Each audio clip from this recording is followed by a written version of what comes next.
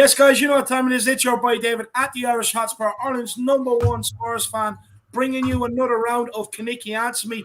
Look, today's game was called off. We were supposed to be playing Rennes, but we said can't leave you with no content. So we said, we have to do something for you guys, and we have to get on some great personalities as well that would have been doing the watch along with us anyway. So it's good to have them on 100%. And look, as it stands, Vitesse are 3-0 up against Mora, which means when we do play the Rennes game, which has to be played before the 31st of December, it means we have to win by 2 clear goals to get out of the group. So, it would be very, very interesting. There was rumours that Tottenham put to play it next week on the 15th, but I think they are false, to be honest with you, because I think you have to be isolating for 10 days now. So, I wouldn't say that would be the case. But, of course, as always, we are joined by co-host Jack Kanicki, Danny Kiriakou, and Marcelo today. Should be an absolute good show, bit of fire, and a lot to get through, to be honest with you. A hell of a lot to get through, and whatever breaks while we're live, I will be keeping an eye on. So we'll see if any news comes out over the next hour or two. But first of all, Jack, how are you keeping, my man? Everything apart from Spurs, doing pretty good, David. Got a lot of stuff done today, but, in terms of actual Spurs, Dave, it feels like it's like a forced international break. It's a COVID break is almost worse than an international break. We're not going to be able to, beat Brighton. That Harry Potter meetup, David, is going to be delayed a bit longer. This is, now delayed. Of course, the Burnley one was postponed. It just feels like they just don't want Spurs to play anymore at this rate. And so I don't know what I'm going to really do with myself any longer, Dave. No, 100%. It's I always love the festive fixture period, and it looks like it's been snatched away from me this year. Look, of course, like Jack said, the Brighton game at the weekend is now officially off, which would have been a great time to play them. They're absolutely hampered, so we would have bet them. And look, the Leicester game on next Thursday is also in danger of being called off right now, which means our first game back could be Liverpool. And look, it's not looking good with some of the training that's going on now. It looks like it's going back to like lockdown times where they were training at home and stuff like that. So, I wouldn't be surprised if we were forced to come out and play a Liverpool game, to be honest with you. It is Liverpool at the end of the day. They kind of do get everything handed to them. But look, we're joined by Marcelo. Marcelo, my man, how are you keeping? I was doing well. I was enjoying our nice little run, good form. Yeah. Everything looked like it was going right, and then just typical Spurs. Something happens. Always something to us, and this happened. And, look, can't blame anybody. Can't blame the players. Can't really blame it. It's life. It's unfortunate. I just hope everybody is safe. I hope all of our players are safe and healthy. And obviously, I hope they all, come out of this alive and well. Because it is a serious disease still. Sometimes people forget that. Certain journalists are forgetting that. Certain clubs are forgetting that. That it is a disease that can kill people. But, so all my hearts and prayers to those players. Yeah, no, 100%. And look, your health is your wealth. So, health has to come first, 100%. And Danny, we're joined by you, my man. Long time no see. How you keeping, brother? I've just finished some big projects at work. It feels like I've just taken a fat shit and it's all been let loose and it's all gone, mate. It's brilliant, mate. It feels like 10 stone lighter. So yeah, it's good. And it's good to be back with like Marcelo as well. I haven't seen Marcelo in a while, and you boys. And it's just the only positive about the news that's happened is that we won't be disappointed by Spurs for another weekend. But hopefully not disappointed, because you never know what could happen with Tottenham. We just don't know at the moment. I know we've been looking good, but like Marcelo said, it's just we are a cursed club. The only us this kind of shit happens to, really. Yeah. This would never happen. We start picking up form, things are looking good, Conte looking good in the Premier League, and then what happens? Our whole squad basically get COVID. And unfortunately, like Marcelo said, the main priority is we hope that the players and the staff are safe and well, and their families are well. But this sort of shit doesn't happen to anyone else. Only Spurs.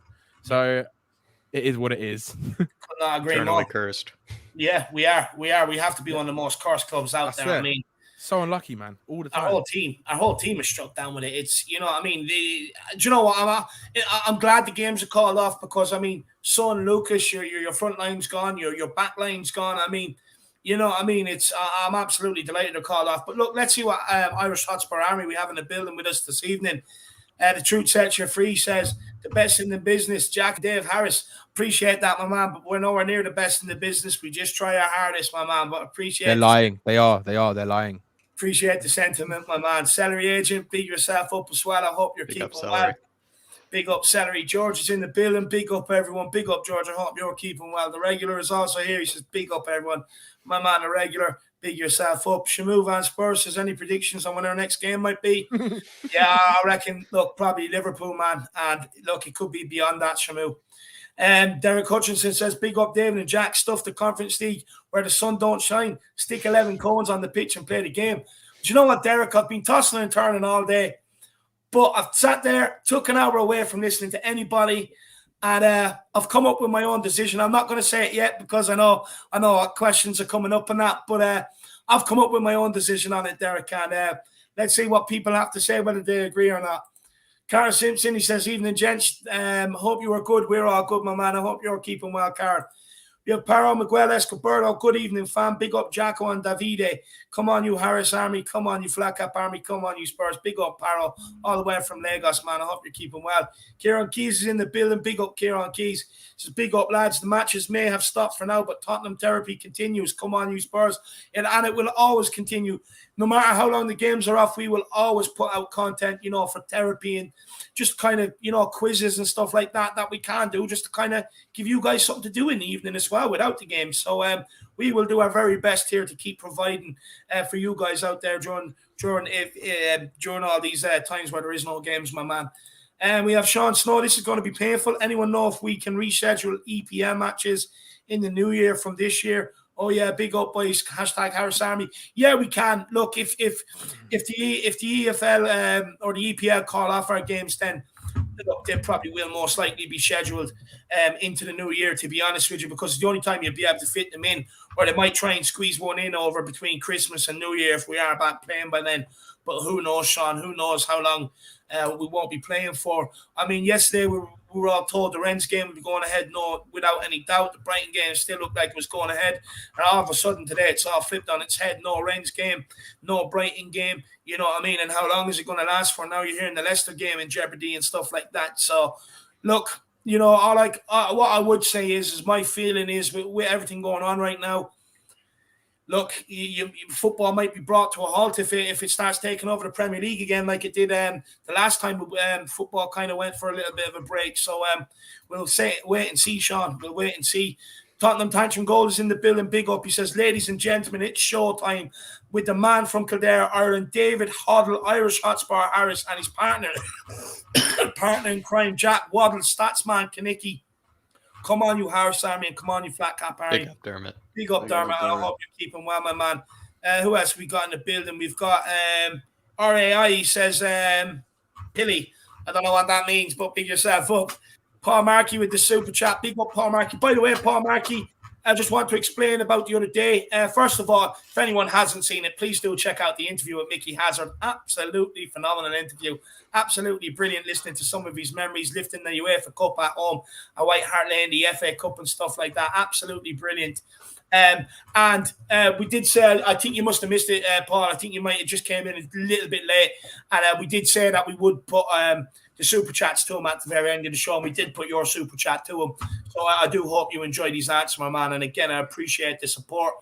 Ladies and gentlemen, today, feel free to get your super chats in and get them in. The only reason why we kind of asked not to the other night was until the end was because we wanted everyone was kind of saying, ask me to this, ask me to that. So we wanted to try and get everyone's questions unanimously to him and use the very best availability of his time. And what a generous man, gave us 2 hours as well. Yeah. So absolutely top man. But Paul Markey says, finish top 6 and you get the same reward as winning this Mickey Mouse competition. Play under 10s if you have to, but don't risk first team players. Fitness. Do you know what? There has been calls. People have been saying today, look, for the Rennes game, and if we do get out of the Rennes game and further on, that they'd like to see the under-23s with maybe Ryan Mason taking it. So, I mean, there's a lot of different opinions out there. Like I said, I have come to my opinion, Paul, but I will wait a couple of minutes before I do answer where I stand on it. But look, I can definitely see what you're saying. I mean, some people are saying go for the Carabao Cup, forget this competition. the Carabao Cup will just put you back into this competition next year. This competition will at least get you to Europa League. But then again, if you finish Europa League in the league, what's the point of this? But what I will say is, it's a trophy, my man. It's one we can dust up, put into that cabinet. And I'll be honest with you, I'll celebrate it like it's a Premier League. I mean, we have very little to celebrate around here. So I might go missing for a day or two if we do stay in it and win it, to be honest with you, Paul Markey. But I can definitely see what you're saying. I fully understand what you're saying. And do you know what? It's just, it's madness, Paul, because there's so much to it. I mean, do we want to keep getting embarrassed and turned over by little teams? No. You know what I mean? It's kind of like we're damned if we do and we're damned if we don't, Paul. Yeah. You know what I mean? That's what I would say. But big up, Paul. Really appreciate support. Legend. Mark Swift is in the building. Big up, Mark Swift. I hope you're keeping well. Sean Butler's in the house. Big up, Shawnee boy. I hope you're keeping well, my man. By the way, Sean, guys, he was on the fan show Monday. Which I know Sean won't mind me saying this because he did call Levy his friend today on We Are Tottenham TV. So next Wednesday, I am hoping to maybe get Sean and Mr. Daigle together for a debate on everything, financials and all that sort of stuff. I think it'd be a very good, interesting debate because Sean's well able to hold himself and explain himself, and so is Daigle. So we'll see what comes out of it. But big up, Sean. I hope you're keeping Big up, well. Sean. Who else have we got? Who else have we got in the house? We've got Bryce in the house. Big up, Bryce. I hope you're keeping well. True Blue Spurs. Yes, the boys. Big up, Bryce. I hope you're keeping well. Catman Jess. Big up, David, Jack, Danny, Marcelo, and the Harris Army and the Flat Cap Army. Big up, Catman Jess. Good to have you in. Kuva99 says, do.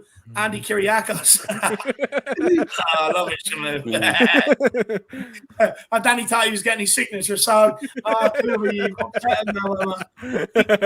not even going to mention that name because I know someone's trying to catch me out. Too smart for that. ATX7 Gaming says Mora scored. Oh, have they? 3-1. Come on! Oh, let's go on, Mora. That's what I'm talking about. You got to take up Mura. If it stays like that, we only have to beat them by 1-0. Yeah, thank you. There you go, Marcel. Yeah, by 1 goal. Just beat Rennes at all it takes. Brilliant, love it. Puts it back in our hands. David says, "Hi boys, looking forward to this one. Great to see Danny and Marcelo. Big up, David. I hope you're keeping well, my man. Good to see you." Jamie Gitt is in the house as well. He says, "What's up? Pick yourself up." Arthur, I hope you're keeping well as well. I hope you're recovering, my man. Got your message. I did reply as well. Hope you're keeping well, my man. Hope you're keeping well, Arthur. It's good to see you in, brother. D-Trex Kane says, "Big up, everyone." Jack, loved your show. Oh, I think he was talking about that transfer show. Thank you very much, D-Trex. I think I'm going to kind of make it a bit simpler next time. Going to maybe just go one at a time. We'll talk about goalkeepers for 30 minutes, talk about, defenders, move on to the midfield, and go on the attack. Lots of stuff coming out. Also, I'm doing a show with Darius next week, which a lot of people really love and enjoy, especially myself. So lots coming out. Bit more live streams coming out over there, D-Trex. So big yourself up. No, big up, D-Trex. I hope you're keeping well, my man. I hope you're keeping well. Who else we got? We got a few more. Take a few more in, and then we'll crack on. Amir Sardar says, "Big up, what panel of legends. Great show. Come on, you Spurs. Let's get David to 10K now." That's what I'm talking about, Amir. You tell him, brother. You tell him. Everyone that you see that comes in here that you think you haven't seen in here before, tell him to smash that subscribe button. It's an order by the Don of the Irish Hotspur, my man. SH Spurs 1 says, "I hate our ownership. They need to go ASAP. They are bowing down to the globalists." Okay. Yeah, no. Okay. That's fair enough. That's your opinion, my man. That is your opinion.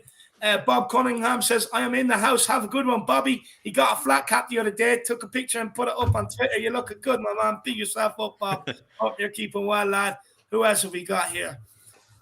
We have Eden Bates. He says, "Obviously Conte didn't come to win the Conference League, but he's of the mentality that he wants to win every competition, and that's the mentality we need, like Man City with the Carabao Cup." No, couldn't agree more with you, Eden. Could not agree more, my man. Spurs 72, evening, Jack, David, Danny, and Marcelo. Hope you guys are okay. If it is, we're up 3-0. We are third. You cannot make this up. Now, look, we still have the game to play. It's still in our hands, my man. Still in our hands, brother. Ben Kaufman's in the building. He says, "Up the lads. These Tottenham won't lose this week."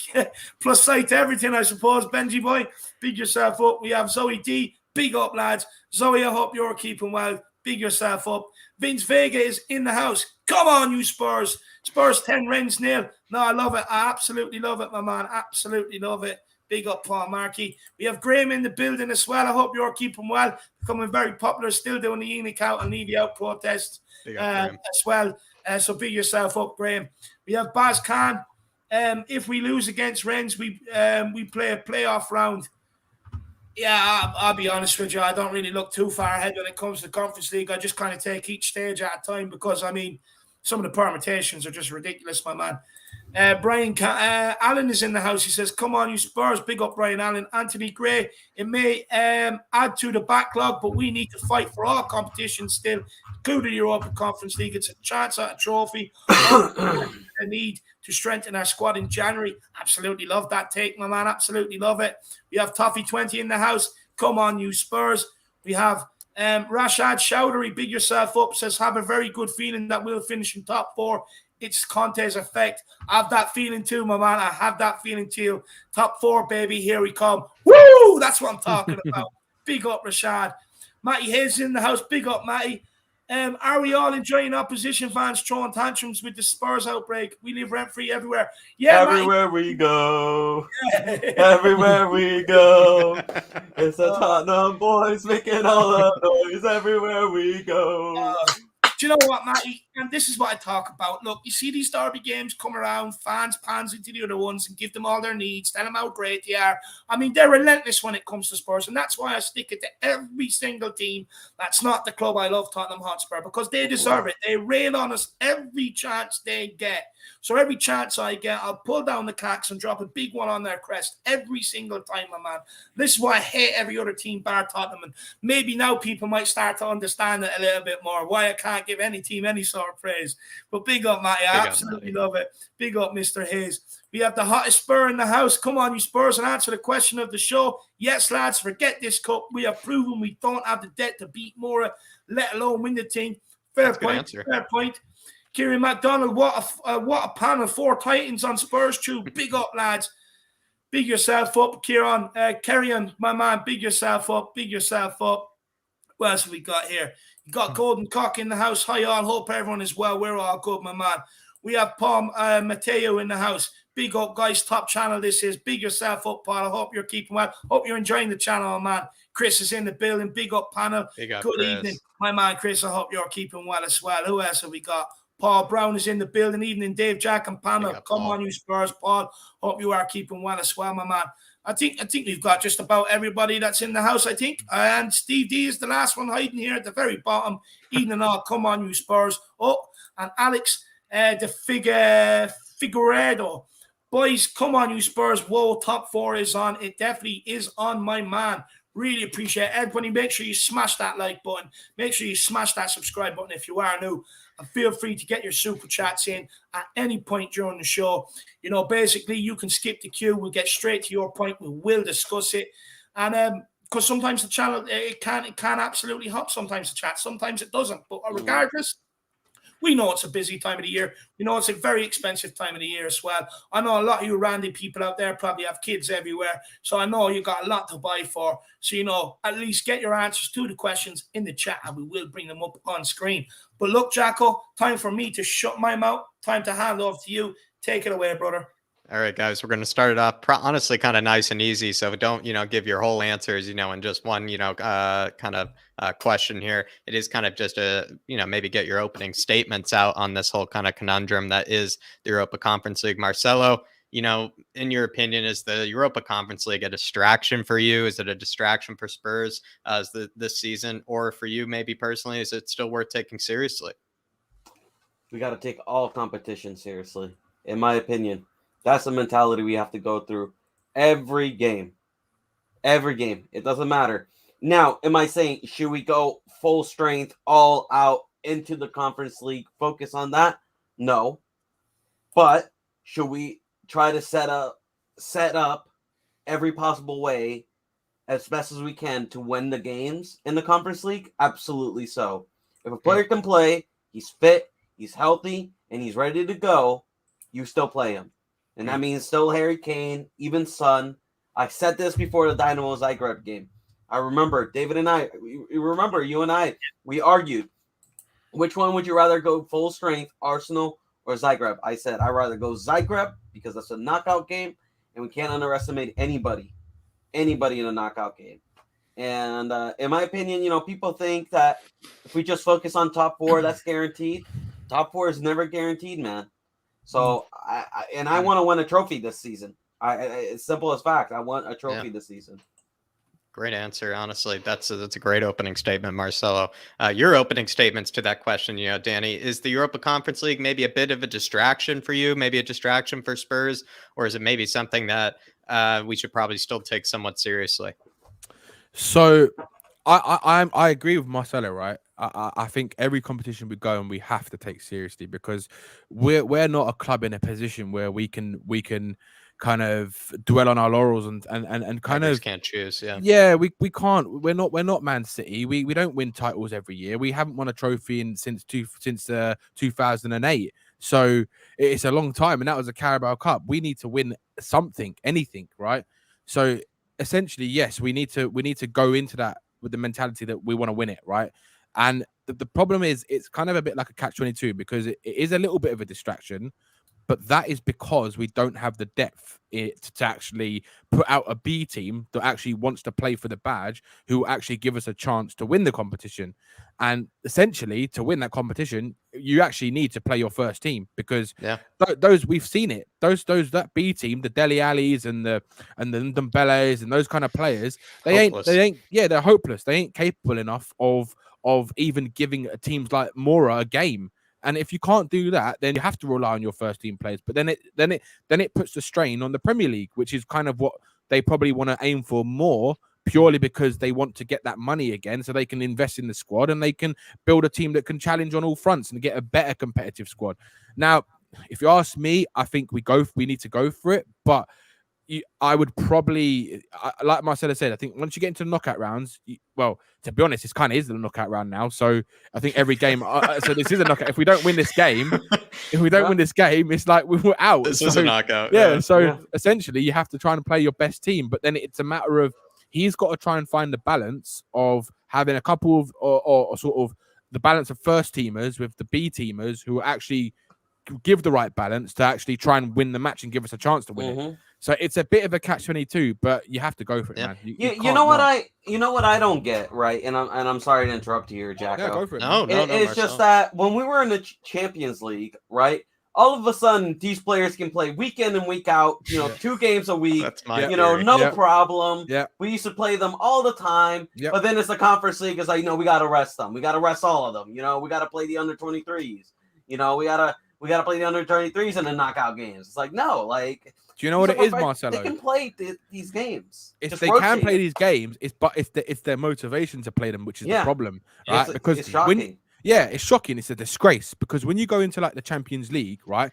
Everyone they rotate players. Like I remember some games, Davinson Sanchez used to play in the Champions League only, and I don't think he would mind that because he's playing in the biggest competition in European football, right? Yeah. But then when you're balancing it between the conference, people are, do you know what? Fuck this. I'm not going to play. I don't want to give my effort because I'm not going to get picked in the next game. But that's where he needs to get rid of those players. But anyway, that's another. No, that's a great theory. I've actually spoke about that earlier on We Are Time TV today, where it's kind of sad that there's so many players that just don't seem to be motivated, and in fact, I would argue have even put us in this position because they're not motivated in this competition. But that is going to be a future question, lads. But David, opening statements maybe on this whole thing. Do you feel like Europa Conference League, is it too much of a stress, too much of a migraine, maybe for Spurs to deal with, or is it something that you feel like we should still take seriously?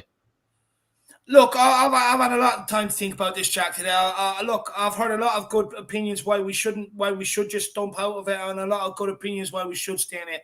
Where I stand right now is, for me, I want to stay in it. I'll be honest with you. Look, at the end of the day, for me, the players are the reason why we're here in the first place. So why aren't they out there putting their performances in? We should already be qualified out of this group. But the thing is, look, it's a one-off game. It has to be played between now and the 31st of December.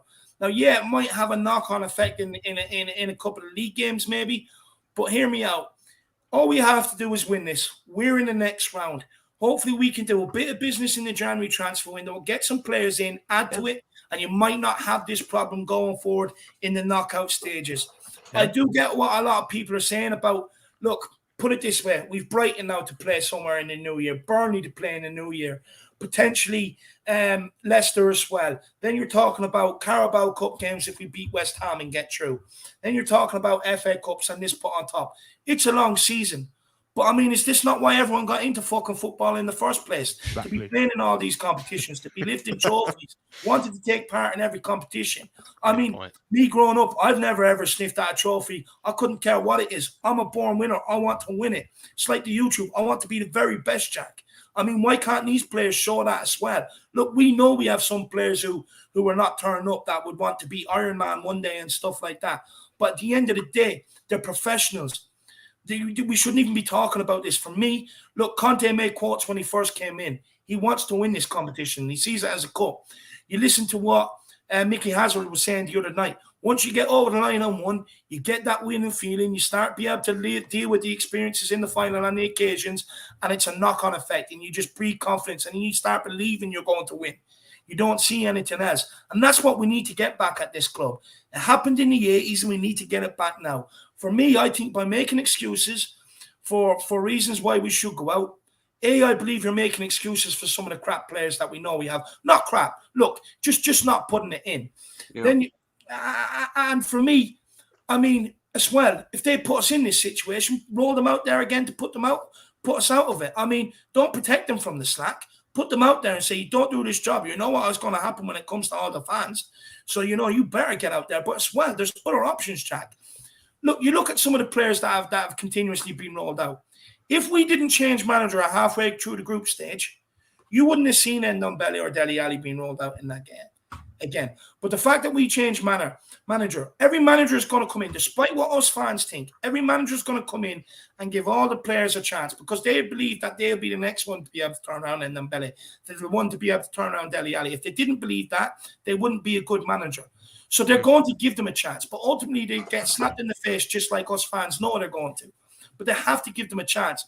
And what happens then is, and what has happened, we changed Nuno halfway through. So Nuno played on him. By the time he was realizing he couldn't rely on them, he lost his job. Conte comes in. He rolls them back out there. He has to give them a chance. He can't alienate anybody at the start, at the very beginning. So he puts them out there, gives them a chance. They fail him. Now, you probably I believe if we do get through Rennes and further on, you may not see some of these guys. But again, there's a potential that they could be shipped out in January as well. So for me, look, I just think it's been unfortunate. Tottenham don't really do well in group stages anyway. But my God, we have been a cup team down the years. Let's get out of the group stage and let's take this in February when it comes further down the line. And let's go on and win this fucking thing. I want to stay. Love those opening statements. Love those opening statements, Marcel. I'm about to get to you, on some of these players. But Sean Snow saying Wijnaldum in January loan. I had no idea Wijnaldum was that unsettled. To be honest, but Sean Snow is celebrating 5 months as a white member of the channel. So everybody, big up Sean Snow, absolute legend. But yeah, I guess if Wijnaldum's unsettled, would I take him? I mean, he's a decent player. He's good in the clutch. And if he's not liking life over at PSG, he's certainly be an upgrade on certain players at this club. I tell you that. And then Gogama with the super chat, I believe it's, the Fox with the hearts and, kind of just showing love for the channel and everything. So big up Gogama. Absolute legend she is. And honestly, hopefully you enjoy this one, Gogama. It's good to see you back in the chat. Good to see you back here over at the Irish Hotspur. And then David, big up David, saying even if we get second, have to play UEFA Europa League third place joke, or this is like a Conference League, playoff or something like that.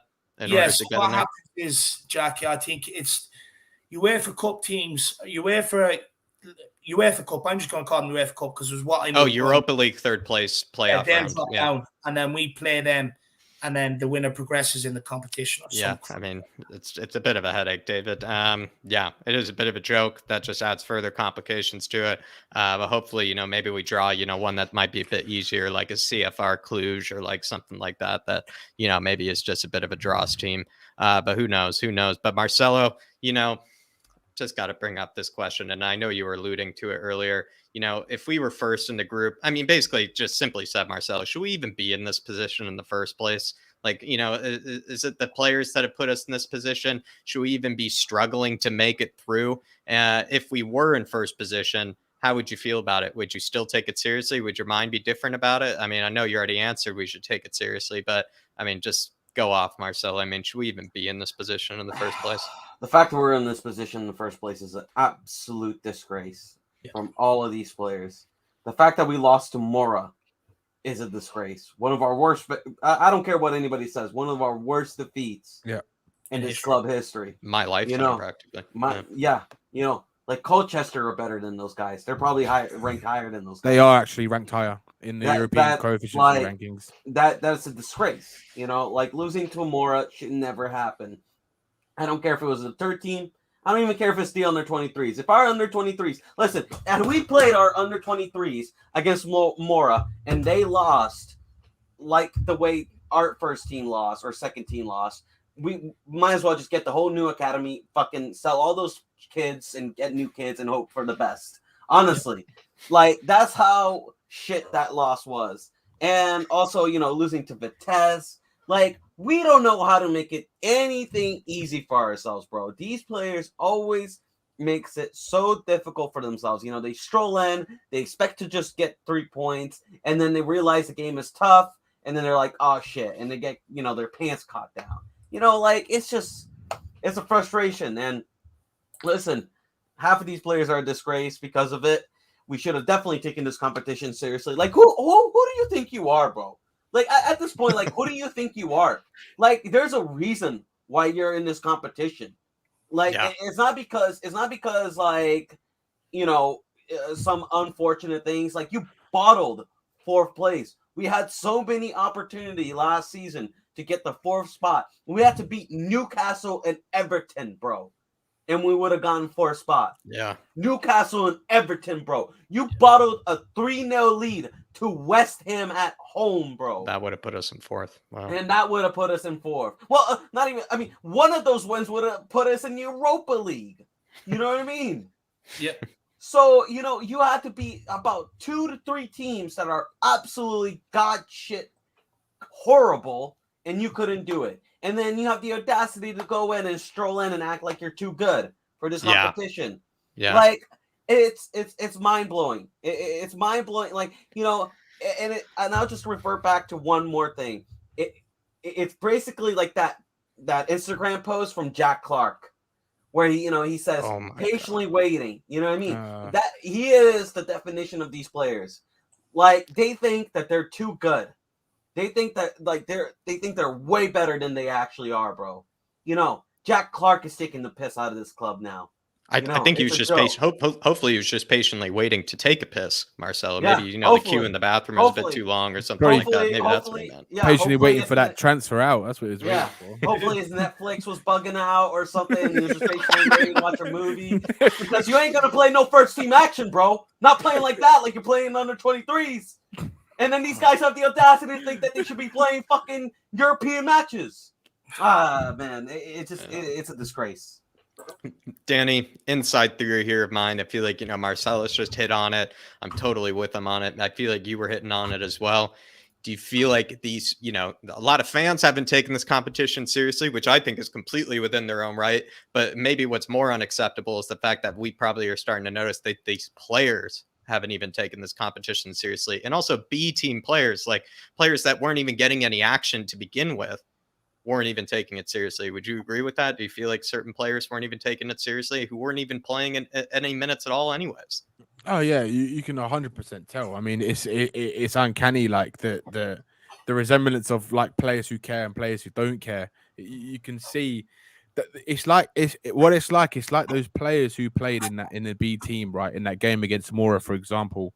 It's like they have a feeling within themselves or in their stupid minds, in their stupid heads, that, oh, do you know what? I'm not going to play in the Premier League squad, so why should I bother putting in my effort in?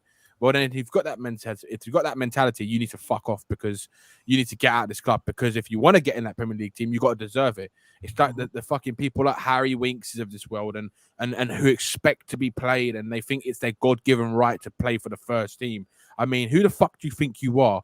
Honestly, it's like, yeah, it's just there's too many of them players who just don't give a shit, really.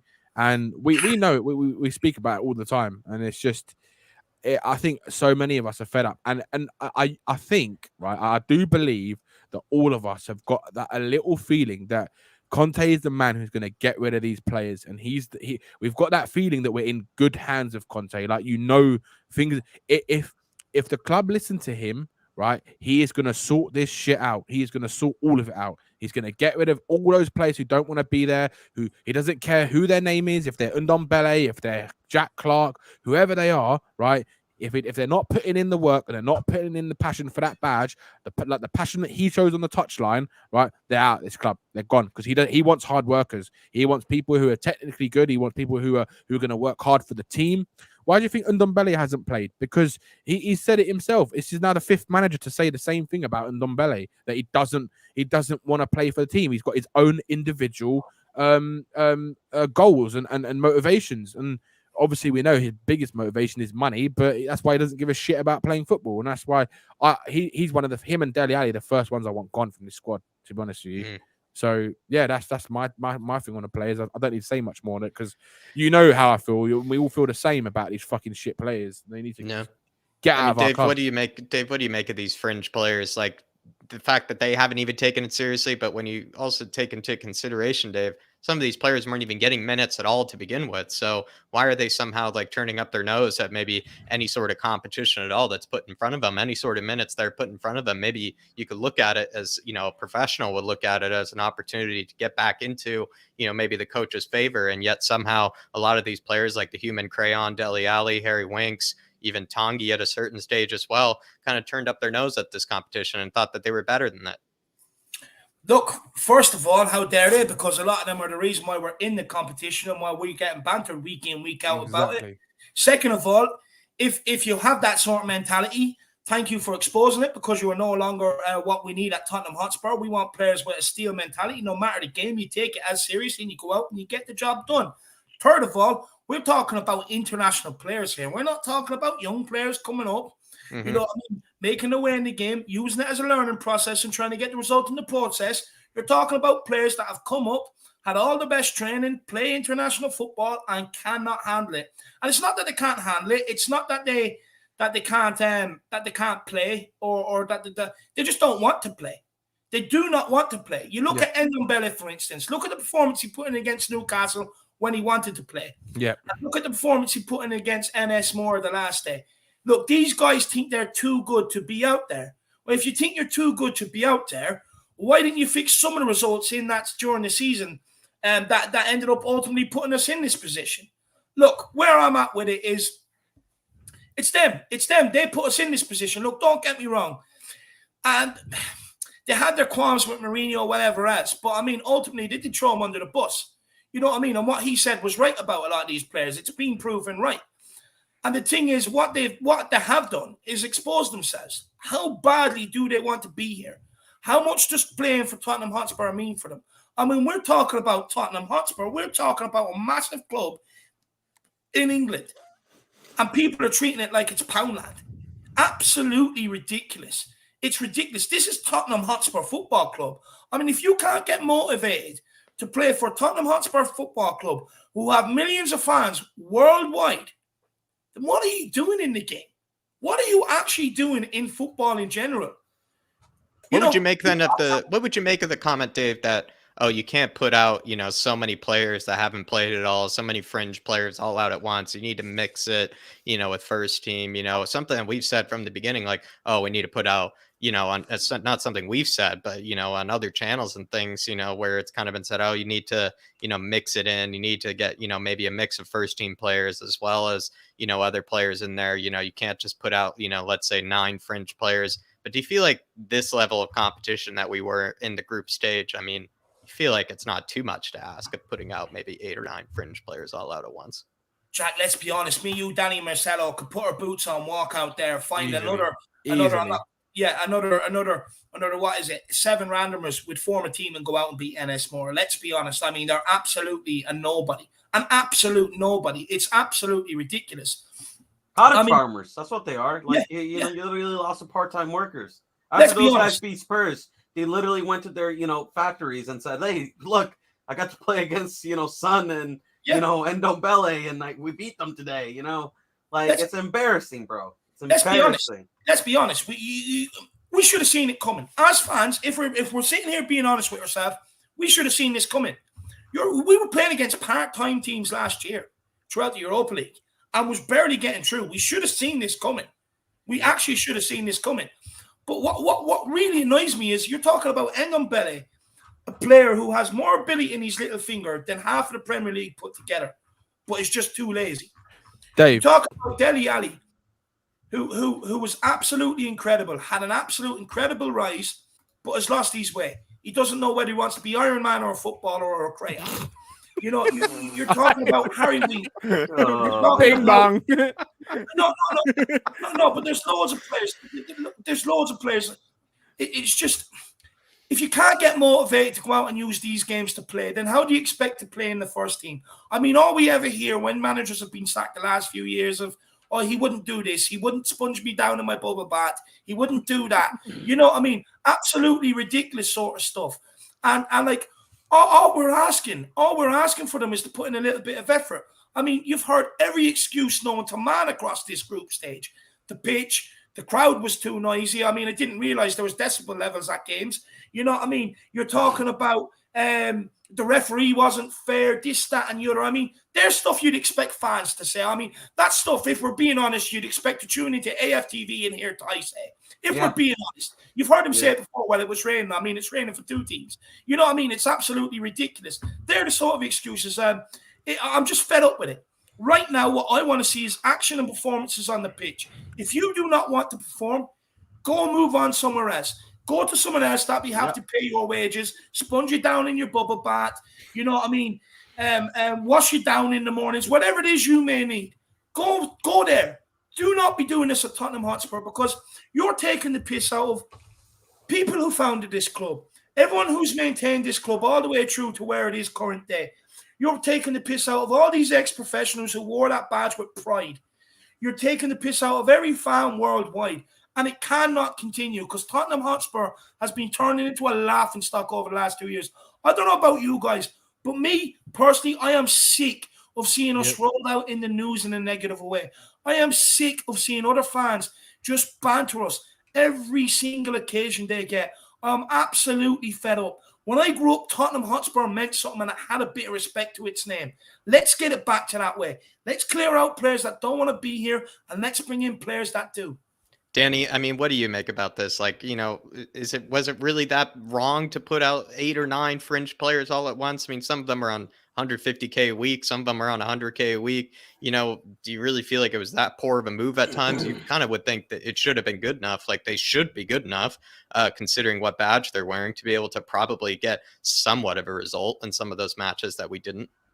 I mean, look, this is going to tell you what you need to know about this. Ndombele is worth 50 to 60 million pounds. Enes Mora, the whole team that was played on that game, is worth 7 million pounds. Right? That says it all. Ndombele's left leg is worth more than that whole team. Yeah, he should be able. I mean, his fucking belly's worth more than that as well. I mean, he's got a lot of McDonald's in it, but I mean, still, he should be doing a lot better than what he did. I mean, he should be scoring. He should be crayons in his head is worth more. I mean, look, he should be someone like that. Them two players should be absolutely destroying a team like Mora. They should be taking the piss out of them, making them look like the team that they are. But they made us look like NS Mora. They looked like Tottenham in that game. Honestly, it was a complete opposite. Yeah, they should be walking in at halftime against NS Mora, playing Nintendo Switch. Let's be honest. You know what I mean? 100%. Get through the 15 minutes, go back out there, solo around, pass it around so us fans can go away every single pass and get out of it. Yeah. Honestly, Dave, it makes me fucking sick, right? That these players are paid so much money and they can't even put in a bit of effort because all they give a shit about is what car they're gonna get, what hair color Dele Alli's gonna put in his hair next, what burger Ndombele fancies eating after the game. I mean, it's a disgrace. It's an absolute fucking disgrace the way these players treat us as fans who pay a lot of money to go and watch these teams and to watch them from TV, from the fans that went over there to go and watch them. I mean, it's a disgrace. The club didn't. Yeah, it's. I've heard Conte has actually had to stop telling them what time training is at. And there's a reason why. I can't say it's 100% true, but apparently what some of them were doing was banding together, flying over to Paris every single chance they got to hang out with whatever they were doing over there, and then come back. And that Conte's had to stop telling them what time training that is that every single day so that they'll just arrive. Because what they were doing is flying out, doing whatever they wanted, then flying back in before training, going to training. And that's why you're seeing some of the shit we're seeing, because they do not care. The fact that Conte has to come in and not tell them what time training is at. I mean, imagine you guys going to a job and the boss turning around and going, well, I'm not going to tell you what time you're starting at tomorrow. I'm going to test you. I mean, you need to know what time you need to be ready for to turn up for work. You know what I mean? I agree. It's gone to ridiculous extremes.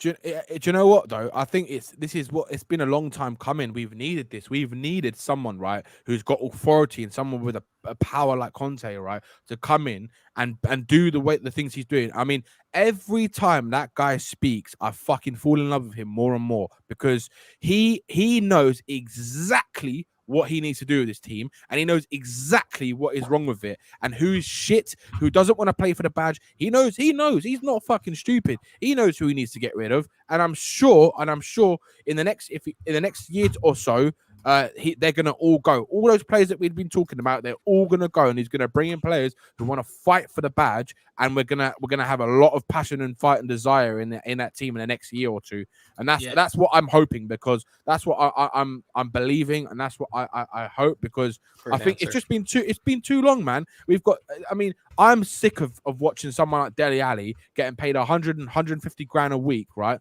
to do what he does. I mean, doing these stupid Instagram videos, these stupid posts. The guy cares about his fashion sense more than he does kicking a football. I mean, that tells you a lot about that guy.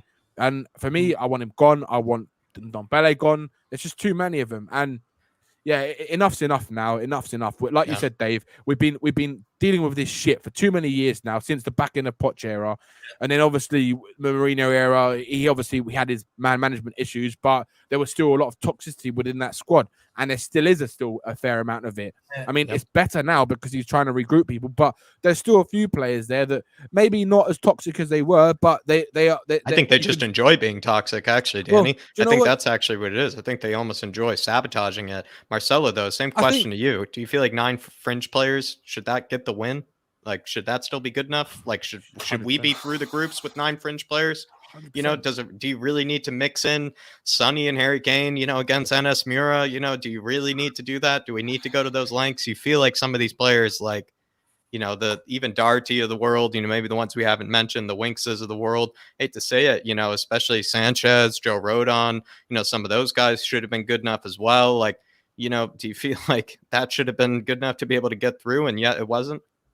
Look, normally yes, but with our French players, absolutely not. Our you know, like Dele Alli, you know, they're a bunch of bing bongs. That's what they are. You know, they're a bunch of fucking clowns. You know, and Dele Alli is leading the circus as of right now with his stupid TikToks. But I mean, it's just incredible that he's the ringleader. That, you know, Davinson Sanchez, a defender as well, that we paid 45 million for, can just be done so easily by, you know, some dude who probably just learned how to play in his village or something. You know, can just be done so easily. Honestly, now I'm not even kidding. Why did we spend 45 million on Davinson Sanchez, bro? Why did we spend? I could find someone at a bar that can defend better than him. I can go to a local bar in Brazil, find a drunk, and say, look, defend, and he would have done it much better. Don't let him cut inside. Just don't let him cut inside. And he probably would have done it. And Davinson Sanchez, who we paid 45 million for, forget Ndombele, because that's already a disgrace. Davinson Sanchez, who we paid 45 million for, gets absolutely done. And this is my problem with the fan base. This is where I have some problem with the fan base. Is Davinson Sanchez, he gets absolutely skinned by Mora, has 2 good games, and everybody forgets about it. You know, it's almost like Men in Black, bro. You know, the lights flash and they forget about everything. You know, like, come on, man. I still have not forgotten about that in this Mora game. A lot of those players do need to go. And you know what's sad? Some of them weren't even our French players that were our worst players. You know what I mean? Some of them were our starters, man. You know, just and the issue is, right, even if we wanted to mix a lot of our main players in these Europa games, these French players are so crap that we can't play in the Premier League at all, that we overplay our main players in the Premier League and, you know, the Carabao Cup and the FA Cup, so then we have to rely on them in Europa League. Yeah. Or the babysitters. Europa League. No, we're not even in Europa League. We're in Conference League. the first team players that come into it, I call them the babysitters because they just have to fix up every single mess that, the fringe players, bring on this side. Just going to get to a few super chats and I'm going to get to you, Danny, on the next question. Gogama saying, I'm telling you, bro, she absolutely loving seeing Marcelo in the house. And she's also loving seeing the Bun in the house as well. The Bun bringing that truth yet again. Big up, Gogama. I really appreciate the support. Really, hopefully you're keeping well as well. Sean Butler with a big one saying, my 5 English teams that have won 87% of all trophies available to win in the UK and Europe in the last 21 years. There have been 5 English teams, I repeat, that have won 87% of all trophies available to win in the UK and Europe in the last 21 years. It's not silverware, it's silver rare. I say we go for it. Loving that, Sean. He's not sniffy. He's not turning up his nose at this competition. Seriously, he's feeling the drought. He's seeing that, beggars can't choose. He's honestly, this is the mentality that we need. Sincerely, I get that maybe this competition's a headache. I get that, it's just, maybe it feels like beneath our level, but you also have to realize like winning silverware is a lot harder or a lot easier said than done nowadays, especially considering, maybe the likes of the FA Cup is a lot harder to win. The likes of the Carabao Cup is a lot harder to win. Getting top 4 is almost nearly impossible at this rate, considering, the level of quality that's in the Premier League. So we sometimes have to consider the fact that, maybe this is more or less our level at this moment, especially what Marcelo just said, considering what he just remarked on some of these fringe players. But David, I mean, are you kind of on Sean's level?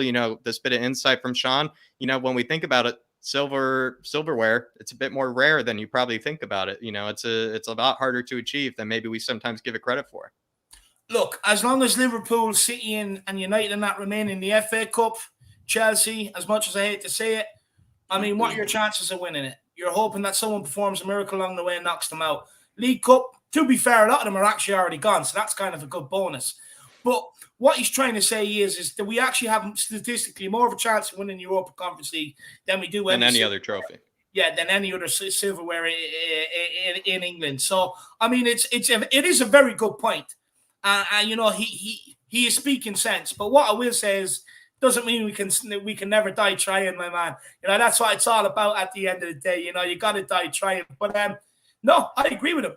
I want to go for it. I want to win this trophy. I mean, like I said, I don't sniff at any trophies whatsoever. I mean, I was delighted when we won the Audi Cup. If we're in a preseason competition, I want to win that trophy. It's that simple. Yeah. You have to have that mentality, because if you don't have that mentality and you go, oh, it's only a preseason cup, you're going to do that with the Carabao Cup. Then you're going to do that with the FA Cup. Eventually, you're going to do it with the Premier League. Oh, well, I can't win that. What's the point? You know what I mean? So every cup you're in, you want to win to be able to start building a belief and a winning culture around the club, so that anybody else that comes in. Consistency. Most importantly, consistency. Yeah, that's the number one thing. That's the number one thing this team also lacks. And I'm sorry to interrupt. Number one thing this team lacks is consistency.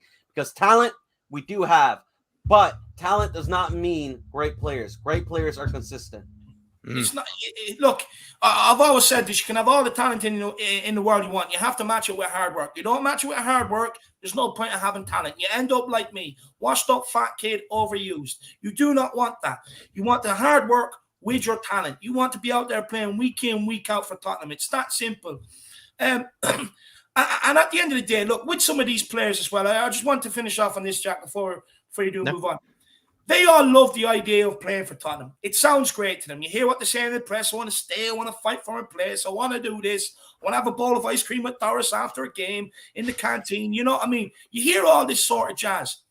But I'm at the point. I'm sick of you going. I'm sick of things in the press. I'm sick of interviews. I'm sick of this. I'm sick of speaking. I want actions on the pitch. Ultimately, you can sit there and tell me how great you are, what you want to do for Tottenham Hotspur. But where it really matters to me is on the pitch. That's where it counts, is on the pitch. You can do all your talking outside the pitch, but when it comes to crunch time, can you deliver? And that's what you need. We've players proven that they can't do it. They can no longer stay here. You have to shut them out. You have to build this winning culture. If we want to be a part of these 5 English teams that have won 80% of all the trophies in England over the last, since 2000, I think it is. If you want to be a part of this group, you need to start building a winning culture, which means you have to take every competition seriously. You have to bring in the right players. Look, under Martin Jol, we had a worse team But we were getting by in competitions because we have players that worked hard. They all worked as a collective. They all worked for the one cause. Right now, we have a hell of a lot more talent than what we ever did. But the hard work is missing. Yeah. And the thing is, all these sort of players, the few that we roll out in this competition are actually bringing down our best players because them results look bad on our club, which then looks bad on Son, then looks bad on Harry Kane, then looks bad on Højbjerg, Skip, and so on and so on. And it's not their fault. It's bringing everything down. You have to clear these out. Bring in players that do want to play for Tottenham. If we lost and we played the under-21s in these played our under-23s in some of this group stage, I would understand that. I'd say, okay, you have 11 kids out there dying for the cause, trying to make the way in football, and at least they tried. What I can't do is look at someone who has all the talent in the world, but honestly, wouldn't lift a toe. Honestly, just wouldn't lift a toe. I'm absolutely fed up with it. Well, Dave, it's like the thing is, what pisses me off so much is the fact that you got teams like Brighton, right, and you got teams like Burnley, who their fringe players will die for that badge. They will do everything to try and get into that team if they're not playing. And you got players like Dele Alli who just don't give a fuck, and players like Winks who just every single time he looks like he's going to make a mistake that's going to cost us the game or cost us something. Yeah. Every single time he just looks so shit. Basically, it doesn't look like he's anywhere near that level of competing, even in a team like Brighton. And it's like that's how sad it is. And Brighton are well drilled. They're a well drilled team, and like everyone knows what they're doing. And it's like these players just don't want to listen, and that's the problem. They just don't want to listen, and that's why Conte is the man who's going to fucking get them all out.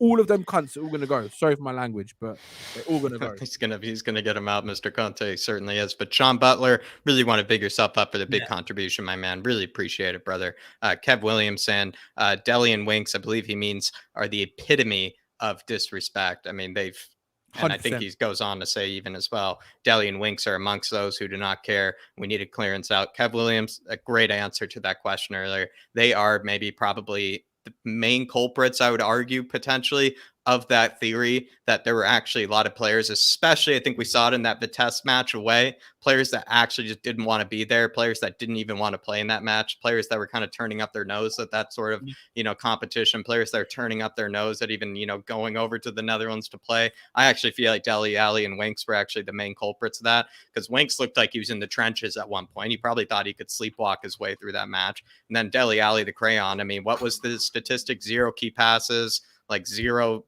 players dribbled past, like 0 shots on target, 0 like pretty much just 0, 0, 0. Do you know what, Jack? Do you know what's the worst thing? It's like Marcelo said it earlier on. It's like some of these players, they have one good 10 minutes in the game, and they're like, oh my god, they're back again. That game where Winks, I can't remember who it was against, but I think it was against Vitesse actually, where he did that dribble where he ran past 2 or 3 players, and then everyone's like, oh my god, look at Winks, he's back again. Like, fuck off, he's not back. He's fucking shit. Get him out of the club. They're all shit. All these players can't even beat Mora. That's how pathetic they are. They need to fucking go. I'm fucking so sick of them. Honestly, I'm fed up of going to watch Tottenham, right? Whether it's on TV, whether it's like all of us spending so much invested time into the club we love, and we have to go and watch that fucking dross. Honestly, it makes me so fucking angry. I really get pissed off. You know what I think it is, and I'll add to this to the fan base. Why I think the reason why we think like that is because we know there's talent within these players. We know they do have talent. Yeah. And whenever we see it, we get excited and hope that they're finally showing that talent and finally working for the badge and fighting for it. But the issue is they just always trick you, especially in Ndombele. Consistency, like you said. Yeah, they always trick you. And Ndombele, occasionally he'll show up. People will forget about everything because he looks so good. But, people start wondering, what if we can get that game after game after game? But that should never be the question. It should never be, what if we can get the best of that player game after game? It should be, he needs to get the best out of himself game after game. That should be the scenario, not the other one. Self-respect, Marcelo, it's like self-respect for his own, for his own confidence, for his own talent. Do you know what though? Do you know what? Ndombele doesn't have that mentality. That's the thing. He doesn't. And like his managers have alluded to it in the past. I know he's come up from he's progressed so quickly, from like lower leagues in France, right, to come up to playing the level he's playing at. And yeah, he might have been the best peak fitness apparently of his career, but the problem is he just doesn't want it enough. He doesn't want to win trophies. The guy doesn't care about it, and that's the problem. So He wants to sleepwalk his way to a trophy. He wants the trophy to be handed to him. And and this is the problem. Like even in Mora game, right? He didn't even have a bad game in Ndombele. He was actually one of the better players in that match. But the problem was he wasn't good enough because he wasn't trying hard enough for the whole 90 minutes. We all know that he could have been 10,000 times better than that. Easily. Yeah. Easily. And that's what frustrates everyone because these players have got so much God-given talent. Like Dele Alli's got so much talent, but he just wastes it. He just fucking wastes it.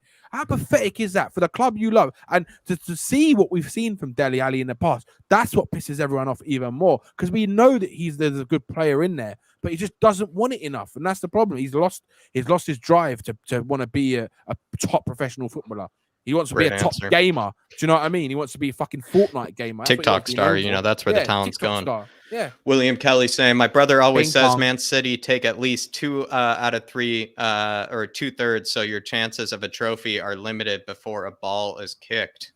That's actually a great shout out, actually. I mean, seriously, Man City at this rate, what were we talking about last year? They would have won not even the quadruple, but it was almost the quintuple or something like that. They could have won almost 5 trophies last season. So you actually probably every single season, at least while Pep Guardiola is there and he's given all that money in the world and all those players in the world to use, you probably can kiss away at least 1 or 2 trophies, every single season before a ball is kicked. That's actually a great comment, William Kelly. That's actually a fantastic comment. Not even kidding.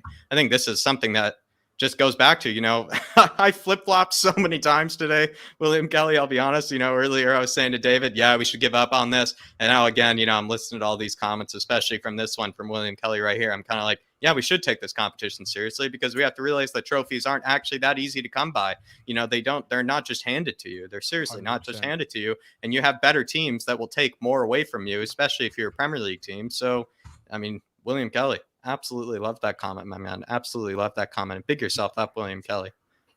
Absolutely spot on. Truth sets free saying, David, you use that manscaper on your dome. Truth, it's for the other dome. It's for the dome down below, my man. It's for the dome down below. Don't use it up top. That's what your regular razor is for. The reason you get the Manscaped razor is so that you don't have to mix and match. You don't have to do that unforgiven sin, which is to, use the same razor you use on your face as you use on down below. That's what it's for, my brother. But also, as always, everybody, feel free to use that code FLAGCAP, especially if you're running out of gift ideas for everybody. But Truth, really big yourself up, man. Nigel Gates saying keeping Dele, Ndombele, Winks, Doherty, etc. is damaging the club. If they wanted to play for us, they'd give 100% every single game. David, isn't he just preaching to the choir here? No, honestly, it's music to my ears. Look, the thing is, we just want players that will come in and just genuinely just respect Tottenham. All it is respect. If you have respect for the fans, you have respect for the club, and you have respect for your employer, you're going to work and you're going to get out there. Look, in Wink's case, let's be honest. Look, he works. He just doesn't get it. He just does not get it. Poor lad. He's just not good enough, but he tries. I can accept he tries. He's just not good enough. He just doesn't understand. When it comes to Doherty, look, honestly, he gets turned on. He turns on and off just like I do with my hot water tap, Jack. Absolutely ridiculous. It's not good enough. You know what I mean? When you come to Tottenham, we were once seen, if you come to Tottenham and you're a player at Tottenham, it means you're a consistent player who can get out there and perform week in, week out. Now you're building a culture with these guys, and these guys have helped it, where people are coming for the money. They're coming for the good time. They're coming for the party trips to Paris. Yeah. You know what I mean? They couldn't give a shit about us. And it's killing me. Ndombele, so frustrating. The most frustrating out of them all. He has more ability than half the Premier League. It's absolutely ridiculous. This guy, if he came to Tottenham with the right mentality, he could have left a legacy like Gaza. But that's gone out the window now. That's completely gone out of the window. We're talking about a guy that hasn't been fit for 3 years, and you still hear people kind of making excuses. If you come to a football club, which means, especially a professional one, you have to be an athlete. The guy's just not. Get him gone. Dele Alli, look, he's given us all some absolutely magnificent memories. Great, great memories. Let's not deny that. Let's not brush that under the carpet. Some great memories. But he's lost his way, and he's not going to find it again at Tottenham. I just don't think he will. So for the better of Tottenham and for the better of himself, Either move him on, loan him out until he does find his way, or sell him, cash in, and go and get someone else. But football's a ruthless business. Only at Tottenham Hotspur would you be allowed this to happen. Winks has been hiding since Real Madrid. Ndombele still can't find him since he arrived. Dele Alli been hiding the last 3 years. Doherty has been a part of all the disaster results from last season. This wouldn't fly at any other club that has ambitions of winning trophies. No. They would be gone, or else they'd be made go and train with the under-23s. They would be nowhere near the first team. But for some reason at Tottenham, we have to keep them around. We have to sponge them down, spank them on the ass, tell them how good they are, send them a text message at night time, tell them you love them, that you're going to read them Goldilocks. Got to tuck him in, Dave, and give him a kiss on the head as well. I'm fed up with it. I just want footballers, man. This is a football club. We shouldn't even be sitting here talking about all this sort of crap. We should be sitting here talking about football. We shouldn't even be sitting here talking about do we want to be in the Europa Conference League? I mean, this is a competition. Every single one of us said last season, roll the under-23s out there. Let's get out the group and take it from there. And we haven't done that. We've rolled out full international players with experience. And we're sitting here talking about, do we want to stay in it or do we want to be out of it? Let's be honest with ourselves. We should have been qualified 2 games ago. Should be already out of this group, top. Shouldn't be a question to begin with. Nigel Gates. 20 goal difference. Maximum points. It's ridiculous. Yeah, great comment, Nigel Gates. Absolutely class comment. Kuva99 celebrating 3 months as a member, saying, I'm so excited seeing Andy Caribou back in the panel tonight. It's like seeing the return of a top TV show like World's Deadliest Housewives, Ice Trucker Island, Big Bang Brother, or AFTV. It's a great reunion. It's a great reunion. Big up Kuva99. And honestly, Kuva, we'll get you back on, my man. We'll get you back on. But sometimes you just got to go for the drama. You got to go for the big guns. You got to go for the bun man, as long as Marcelo as well. Honestly, I mean, talk about a striking force that we got up here. Talk about a front three. I'll tell you that. Honestly, a better front three. Listen, more clinical than Spurs has been this season. I can tell you that. We've been more clinical than Spurs has ever been this season. Mate, I don't even play often now. Yeah, you got the left winger and Danny. You got the number 10 and David, and then you got the big.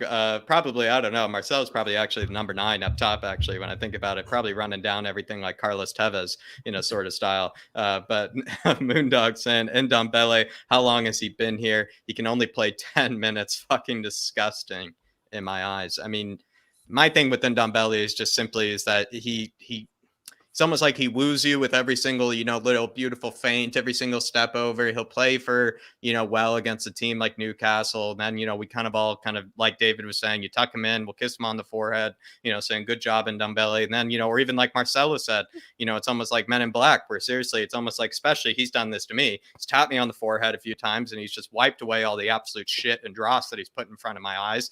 And then after one good performance or even 10 minutes of a good performance, so honestly, I've been guilty of this, Moondog. I've actually been guilty of probably falling under the spell of an Ndombele. He calls himself La Fente, right? Yeah. Yeah, well, he should change that to La Fatty because that's his whole sports career. Because that's about it, bro. And this is what I mean about, just these Tottenham players thinking that they're better than they are. They have one good game against Newcastle, bro. I could have a good game against Newcastle right now. All right. And I can barely run. They have one good game against Newcastle and they think they're all that. Give me a break. Who is it? I can't remember which manager it was. Yeah. I don't know if it was Nuno or the manager before. But I think it was this season, just after the season started. There's a report that came out about Ndombele saying that some of the reasons he has issues is because he gets, I think it was a manager, but someone was saying that he gets to a point where he has a few good games and he thinks he's done really well. Yeah. And then he really believes that he's playing so good. But then when he gets dropped because he's like, the manager thinks he's not playing well or something's happened, they want to change it. He's like, he starts sulking like a little bitch. And that's the problem with him, right? This is the problem. Have you seen his Instagram? Danny, have you seen his Instagram? He makes highlights of himself. Oh, don't. He makes highlights of himself. Do you know what? Marcelo, we need someone like you and David, right, to fucking get in his ear and literally tell him how life is, because this guy don't understand what it means to actually be a professional footballer with the talent that he's got. Because do you know what I've seen on I haven't been following the news too much lately because I've been so busy, but I've seen obviously Yaya Toure is obviously coaching a little bit at the training ground now. He's part of is doing his coaching badges and stuff. But they need someone has said it on one of these streams recently, and I can't remember who, but they need someone like him to literally fucking grab him by the fucking neck, right? Strangle him a bit, shake him up, and say, "Look at the fucking talent you have. You could be like me." Yaya Toure needs to go over there, maybe punch him in the face a bit, right? And literally wake him up and say, like, if you put the effort in, you could be better than me. Like, this is the talent this guy has got. But the thing is, I firmly believe he's going to be one of those players in 10 years' time. You're going to look back and like, everyone's going to look back, and he might even look back and be like, he could have been something special. He could have been something special. There's two types of players in this world. There's Harry Kane and Son who get pay rise and keep performing. Then you have Bergwijn, gets a massive pay from PSV to Tottenham. First thing he does, sports car, sack off Tottenham. Ndombele couldn't care less.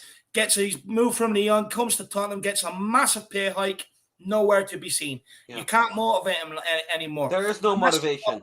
No. Yeah, that's the problem. Listen. If I'm a Kane and Son and Bergwijn and Ndombele. David, if I'm a serious footballer, right, a serious midfielder, and I consider myself a top midfielder in the world, and I'm getting benched by Harry Winks and Musa Sissoko, I would quit my career. I would retire right there. I would be so ashamed of myself. I would retire right there, right then. Yeah. It's not the coach as well, Marcel. At the end of the day, it has something to do with something inside you, your personality, your attitude, whatever it is, Marcel. Yeah, it's your personal drive, your personal motivation for why you're playing professional I'll be embarrassed. Right? I would be embarrassed. The thing is, the reason why he probably doesn't feel embarrassed, Marcel, is because when you see him, right, when he scores a goal, he looks so arrogant with himself. Like, yeah, I fucking scored that. Like, I'm the best. But the thing is, he ain't, because he ain't doing that every week in, week out. If he was doing that week in, week out, I would say, do you know what? You're a boss. You're a baller. Yeah, but the problem is, he ain't. He's a fucking fat boy who doesn't give a shit about playing football, right? Go on, sorry. I was going to ask Jack as well what he thinks. No, go on. I'll wait till after Jack's finished. What do you think, Jack? I think I discussed it earlier. I said, I've been kind of under the illusion of or the spell of a Tanguy. That's why Marcelo said that, the Men in Black kind of reference. But honestly, it was me spot on. Seriously, I've just been probably brainwashed when I think about it, probably by, La Fente. I've actually been brainwashed by La Fente. I need to just remember that it's actually what you said, it's La Fati. At this rate, probably is more accurate. But no, I've been brainwashed by it, because he puts in a good performance. He skins a few players. He hits it an absolute banger. He just absolutely does a player whenever he wants to. I've been kind of under that illusion for some time, and I've given him every excuse under the sun. In fact, I'm probably running out of excuses under the sun. I have to go around the globe, to find the next excuse for him. But I think we can. We just have a few more super chats to get to, though. Here, Jerome, though, saying we have a bunch of living room players. Examples: Davinson Sanchez. If the pitch is not too good, he will slip like a fool, but then has a worldly of a performance at our stadium. That's pathetic. Now, quickly on Davinson Sanchez, I actually made the realization that he probably knows the pitch, or any pitch around Europe better than the groundskeepers themselves, because he absolutely loves putting his face in the ground, loves putting his face in the dirt. He probably tells the groundskeepers, which parts of the pitch actually need more watering, because he eats so much of the grass at the end of the match as well. Genuinely, Davinson Sanchez, I don't know. Again, another example, Marcel. I really love that reference from Men in Black. I actually do. But Davinson Sanchez is another player where he has one good performance, and as well, he puts me under a spell. He puts me under some sort of brainwashing or hypnotize. Marcel. But I kind of want you to take this as maybe just dive deeper into that. He has one worldly performance against a Norwich side at our own stadium. But we forget the fact that he, just got done by an absolute farmer or guy from, Slovenian village, 2 times by the same move over at a stadium elsewhere. And somehow we forgot about it the week later. Yeah. No, look, listen, this is basically the life of a Tottenham. I'm guilty of this, though. I'm guilty of this. We're all guilty of it, bro, because this is what they do. They lose a shocking game. And then they have 2 performances, and then they go like this. All right, there we go. Have a good one. All right, and then you forget about it, and then you have the Zagreb performance. Remember when we lost against Antwerp? Everybody was fuming, bro. We were absolutely fuming. Then we go on a good run until November. We reach first, beat Arsenal, do this, do that. Soon as a roadblock came, bro. Soon as a roadblock came, mentally crumbled. These players mentally crumbled. Then it became Arsenal away, that disgraceful game. And then it became Zagreb, an even more disgraceful game. Then it just kept going and going and going and going and going, bro. These players make you forget. And then what? End of the season happened. We win no trophy. Don't even get top 4. Have nothing to talk about. We go through the summer trying to forget about the season. We forget about the season. And then next summer, what do we do again? Let's give Dele, we go like this again. And then we're like, oh, yeah, let's go. Let's give Dele Alli another chance. Let's give Davison Sanchez another chance. He's playing in the wrong position. He's playing around. Yeah, he's not getting the best out of the coach. Like, how many managers are we going to go through before these players are finally out of here? Before we just finally admit, put our hands up. Look, we have a shit squad. These players are not motivated. Move on. Go. Marcelo, this is what I was going to say as well. Look, you can bring all the managers you want in to try and get the best out of Dele Alli, to try and get the best out of Ndombele, so you don't have to buy in that midfield area or that creative area. You can keep doing it. But at the end of the day, it has to come from the player. Every manager can come in and do what they want. Yeah. You want your foot massage? No problem. You want me to pat you on the head? No problem. You want me to text your missus for you? No problem. I'll do all that. But at the end of the day, the individual has to want to bring it out themselves. If the individual doesn't want to do it themselves, you could bring in any manager you want. You could bring in any psychologist you want. You can bring in anybody you want. 100%. And you can do what the player tells you he needs you to do. But it's up to them to deliver at the end of the day. They've all been given chances under all these managers. They've been given the chances that they've asked for. They haven't took them. And that's because it's them. It's not the manager's fault. We blamed all the managers. Is it Nuno, Jose? Jose's too mean. Nuno's too nice. He's too cold now. He's like a fridge. You know what I mean? It's ridiculous. It's the individuals. They do not want to bring it out themselves. No. You could tell someone how great they are, but if they don't want to deliver, then forget about it. Ship them on. You can't change them. Great. Do you know what, comments Dave? from both of you. I can't wait. I can't wait. Sorry, Jack. Sorry to interrupt you. I can't wait for the day when all those players are gonna be gone, right? Because I can guarantee you, if Conte is still here within the next 2 years, right, Dele Alli is going to be gone, and Ndombele is going to be gone, Harry Winks is going to be gone, and we're going to have players that are going to want to fight for the badge. And when we start actually competing with the top 4, people are going to be like, "Oh wow, we're good again." And I'm going to be sitting there saying, "I fucking told you so," because all of us lot who all agree, with all those players, everyone in the chat who all agrees that all these players are toxic to this club, they're all going to be saying to all those fans who are like, "Oh, Dele Alli's good, Winks is good." People like Alex Davis, I'm sorry to call you out, Alex, but people like Harry Winks, Dele Alli, they're all going to be fucking gone playing shit level football, or they're never ever going to play any higher than the level of Tottenham Hotspur. And I can guarantee you all of those players. Ndombele might go to a big club, but he's never going to succeed because he's shit. Because he doesn't have the drive to be a professional top athlete. That's his problem. Yeah. Well said. Well said from all of you, honestly. 1 second. We'll let Jacko get through some of these super chats and that, because I do want to catch up with the chat, guys. Jerome, honestly, fantastic comment. Living room players. I couldn't come up with a better reference. And Davinson Sanchez can never complain about the pitch because he's eating grass probably out of every pitch across Europe at this rate, even the Premier League especially. So great comment, Jerome. Honestly, fantastic. Truth Sets Free says the Conference League participation trophy, kids. Yeah, we are probably going to get the participation trophy, runners up, best effort, whatever it is. But seriously, just pathetic at this rate. Truth Sets Free also says Conference League is not even an option on FIFA. Unfortunately, it is. You can't even avoid it on FIFA. I will be honest. You can't even avoid it there. It's a bit of a sad truth.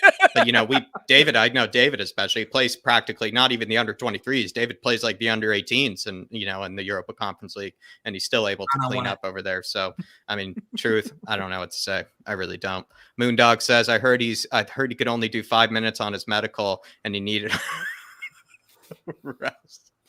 No, seriously though, where was the scouting? Where's the scouting? We say we don't spend money, we don't spend enough money. I'll never forgive Daniel Levy for that. But 60 million, surely we could have gotten something better for 60 million. Look at Brozovic. I said it last summer. I would straight swap Brozovic and Ndombele for a heartbeat. Yeah. And people laughed at me. But look at Brozovic. Let's ask ourselves how this guy ended up at Tottenham. Man City were looking at him. Real Madrid were looking at him. Man United. Barcelona were looking at him. United were looking at him. You look at all them teams that we've gone up against before, and it's very ever rarely won against them. They will get their man. How does a guy with all that interest end up at Tottenham Hotspur? Because they all seen something we didn't. They went and done that. You hear with United, it's a known thing at United from Sir Alex Ferguson. You do your research into the character of the person. Has he any problems? You look at the problems and you say, okay, I'll stay away from that. Or, okay, yeah, maybe that can be turned around. Too much of a risk, yeah. But when you're trying to rebuild a team, there's no way someone like Sir Alex Ferguson would have bought an end and belly into United. The only way you can do that is if you already have a settled squad and you need a renegade. You can afford to have 2 or 3 loose cannons because the rest of your squad is solid. The foundations are there. What you need from him in training, the way this should be as a Tottenham Hotspur player is already laid down. But what we done is we bought an end on belly in when we didn't have that, hoping to build a team around a guy who's not even fit. Now, if we done our homework like Real Madrid, Man United, Barcelona, Man City, the reason why they didn't end up going for him is because when they done the research, I've done it myself, it's easy to find, you realize he had fitness troubles at a lot of these clubs he's been at. And that's why they didn't go for him, because they knew what the fee would cost. And they look at it and say, hang on, if we bring this into our club, the fans will absolutely riot. They will riot if we're bringing in a guy that's not fit and we're taking the chances on. But as Tottenham, we didn't do it. We bought him in, and now we look good because we bet Real Madrid to a transfer. We bet Barcelona to a transfer. All of a sudden, to the general public and to us Spurs fans, for a little while, it looks like, players are picking us off for Real Madrid. They do want to come. The only reason why he came here is because the others pulled out their interest. And not just that, David, also the fact that we probably offered him extremely high wages, and we were probably the only club who wanted to take the risk, because other clubs probably weighed out the risk, right, of having a 55 million pound player in your team, right, when you're going to spend so much money on him, and then with all these kind of background issues and fitness issues, and Tottenham like, do you know what, we're going to take a punt on it because we're going to look even better to the fans and the media. And look, let's be honest, right? Every single fan was fucking jizzing their pants when Ndombele walked through that door. Yeah, every single fan. All of us were. Yeah, we all were. Because he was a top midfielder the season before. But the problem is, obviously, it all came to light that all of his issues came to light. And that's the problem. And we, unfortunately, got a player who doesn't give a fuck about playing football. Wanted to quit Spurs after one training 3 session. times. I know. I think he wanted to quit Spurs after this medical, according to Moondog. 3 times. 3 times he's asked to leave. 3 times.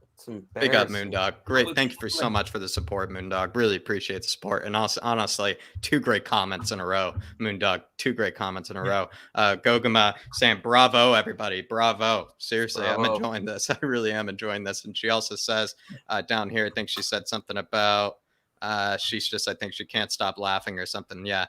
This show is making me laugh so much. Lots of fun tonight. Big up, Gogama. Really big yourself up. And also really appreciate your support. Really do. And honestly, absolute goat of the fan. Honestly, absolute goat. Absolute goat she is. Kuva99 saying, no problem, Jack. Danny's one of the few people where I agree with almost all he ever says. The bun has been cooking and now he's ready to serve. No, it's been a while since we've had the bun on, Kuva. It's been a while. And like you said, it's like bringing on, the Real Housewives, kind of panel tonight. Seriously, it is. It certainly is. And Danny is certainly one of them. And Kuva, we'll save you for maybe, a tactic session or, maybe a bit more kind of, I would say, the higher level humor at times, Kuva. We'll save you for the higher level humor. Can I just say something on that, Jack, right? Kuva needs to give credit to himself because I love watching Kuva, right? He's the actual comedian. I said it, right? I love his personality. I love what he says. And he's a great person to watch. So, Kuva, you need to pick yourself up as well, man. Because honestly, you're great to watch.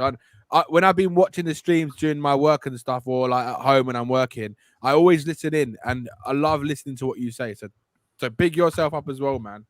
Yeah. Kuva, absolute legend. He is honestly the GOAT, actually, especially one of the many designated comedians, but probably I would say the ringleader at this stage of all the comedians we have of the Harris Army. Kuva99 has him and Chris, honestly, would just make somebody probably puke of laughter when you think about it. Oliver Freeman, Glenn Hoddle recently said, sure, we all used to do Tongi's tricks in the playground.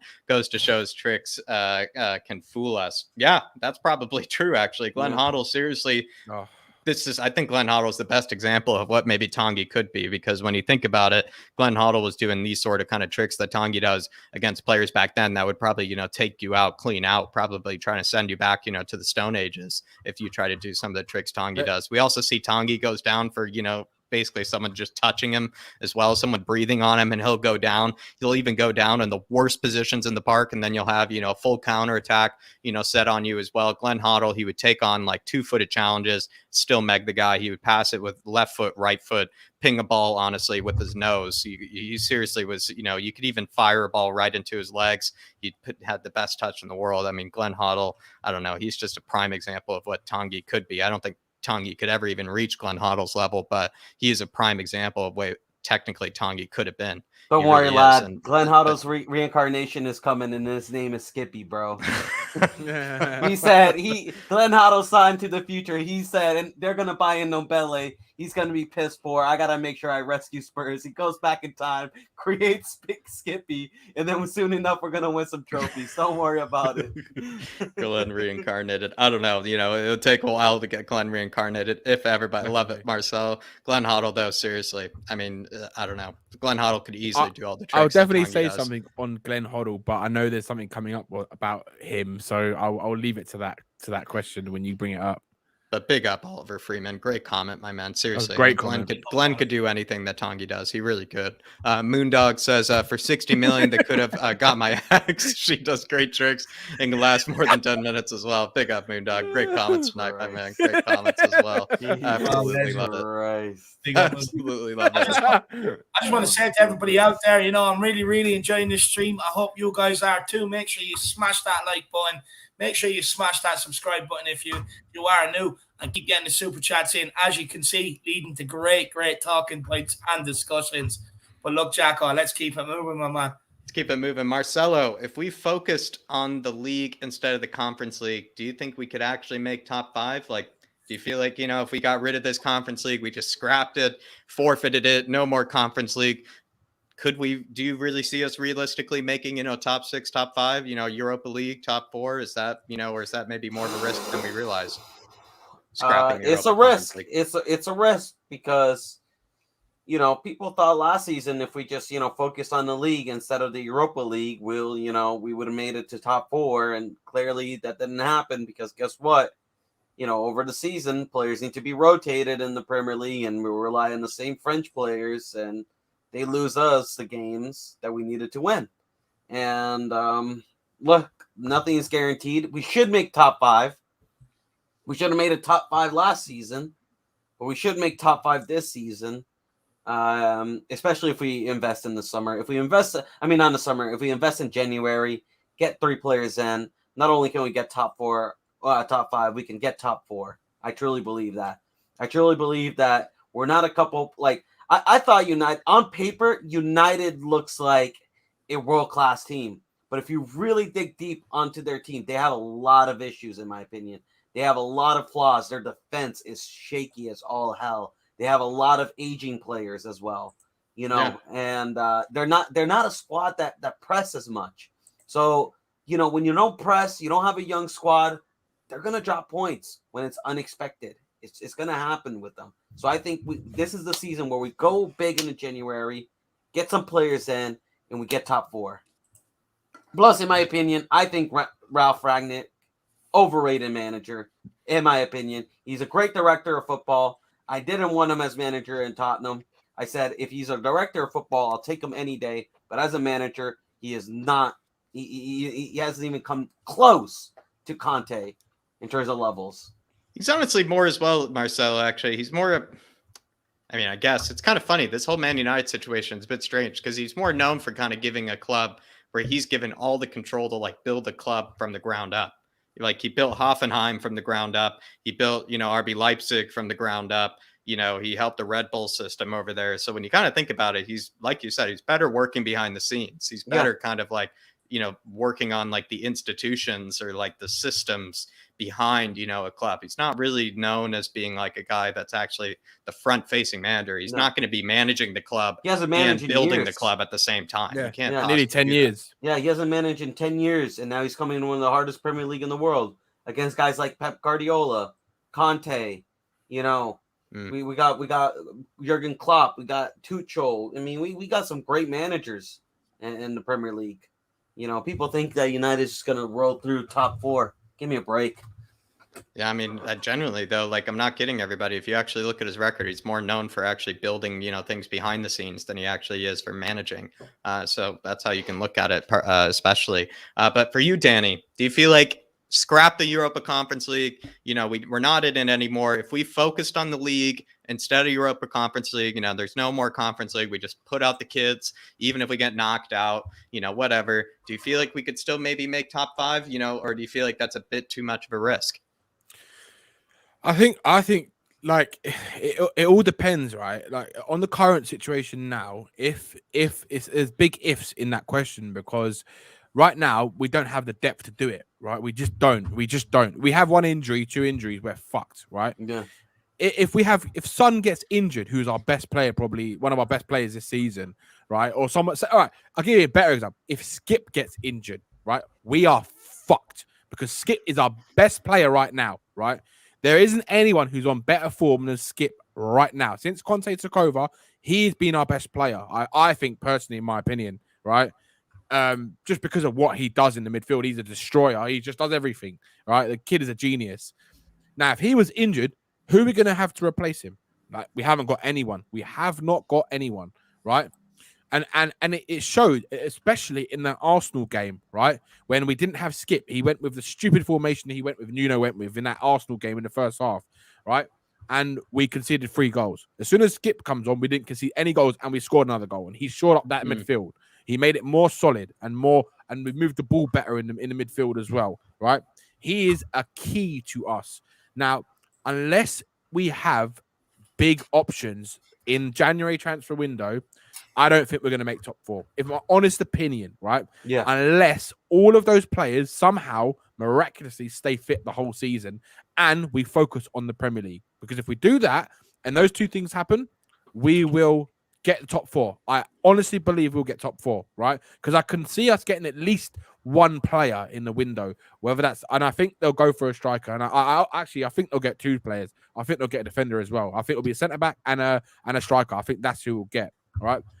But again, it leaves that hole in the midfield. So it all depends on what they do in January. Now, if they say they get 3 players and they get a midfielder, they get a striker, and they get a centre back, right? And they get good quality players, right? There is no reason why we can't get top 4. But there's some big ifs on that. And it all depends for me on injuries, because we know Tottenham. I mean, look, right now we're going through a horrible situation where the squad has got COVID and we're having to postpone games. We might not even get the Leicester game postponed, and we might have to play that with a half team.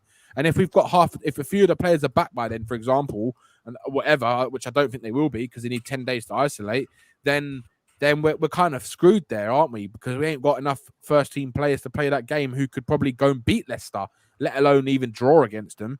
So you're going to drop points. And yeah, we need right now, the only way I can see us achieving that is by not having injuries, or we get the reinforcements in January, which is going to really propel us this season. And I think I wouldn't be too bothered. I know I want a trophy, but I wouldn't be too bothered if they get 2 or 3 good players in and they focus on the league and they have a bit more leg room to kind of rotate the players in the Conference League if we can get through, that is, because we're talking like we're through. We're not even through yet, but you know what I mean? So yeah, it's a lot of big ifs, but I do believe we can do it.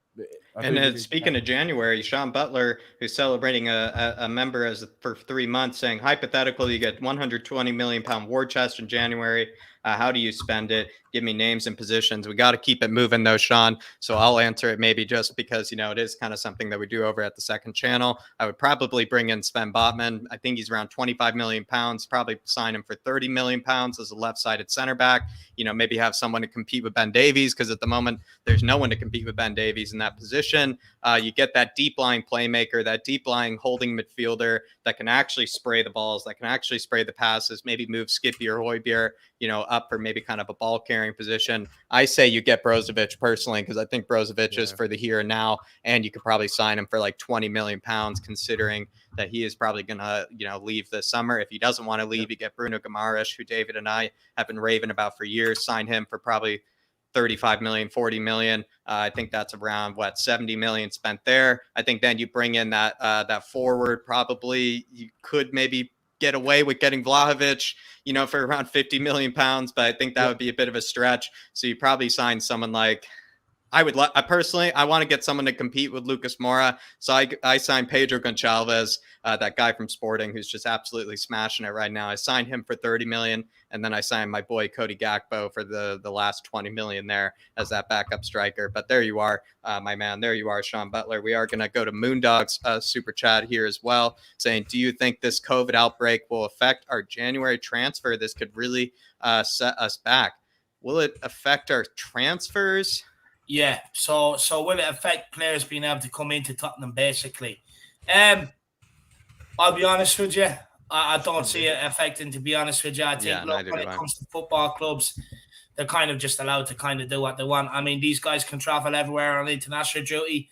I mean, so why can't they move club at the end of the day? And look, they move club. Players move club over the summer, so no, I think it'll just be transfer window as normal, Moondog. To be honest with you, I don't see it affecting it one bit.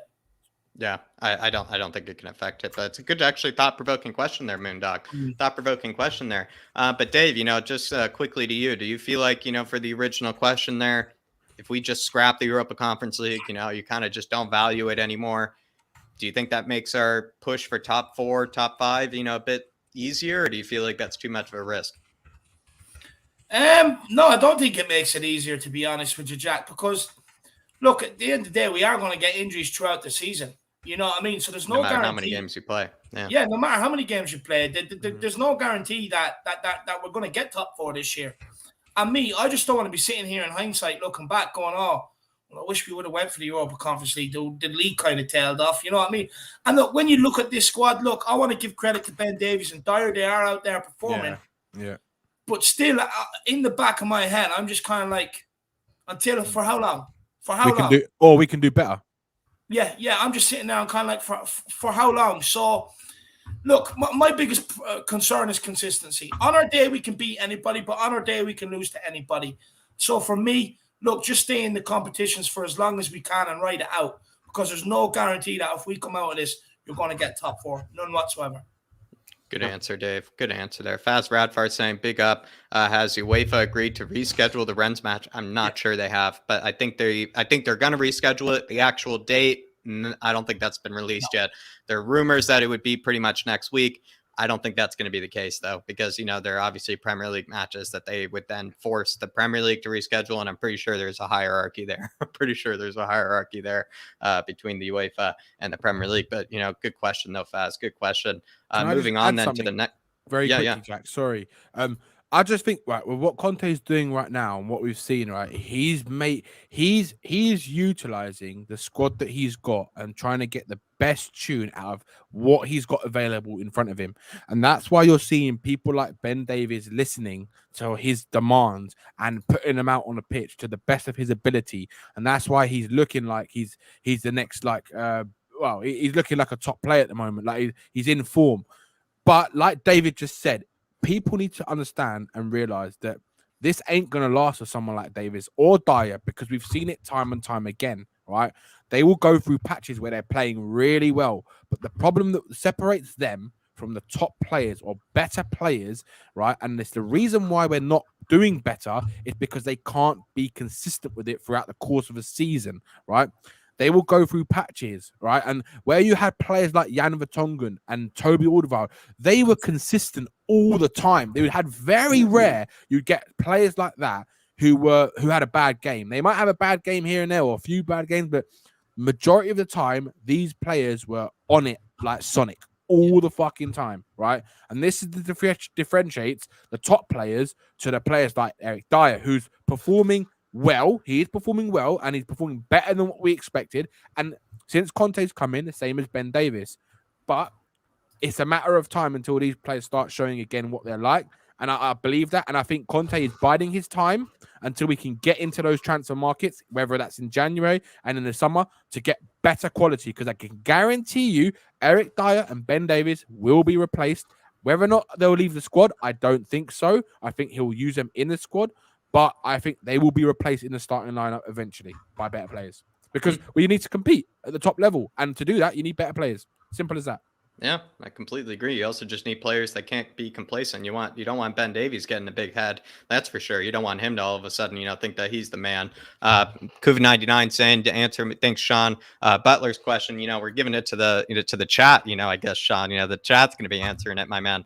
He's saying Bastoni, Alessandro Bastoni, Brozovic, Barella, Vlahovic. Wow, this guy's honestly got the finest taste in players, fine champagne.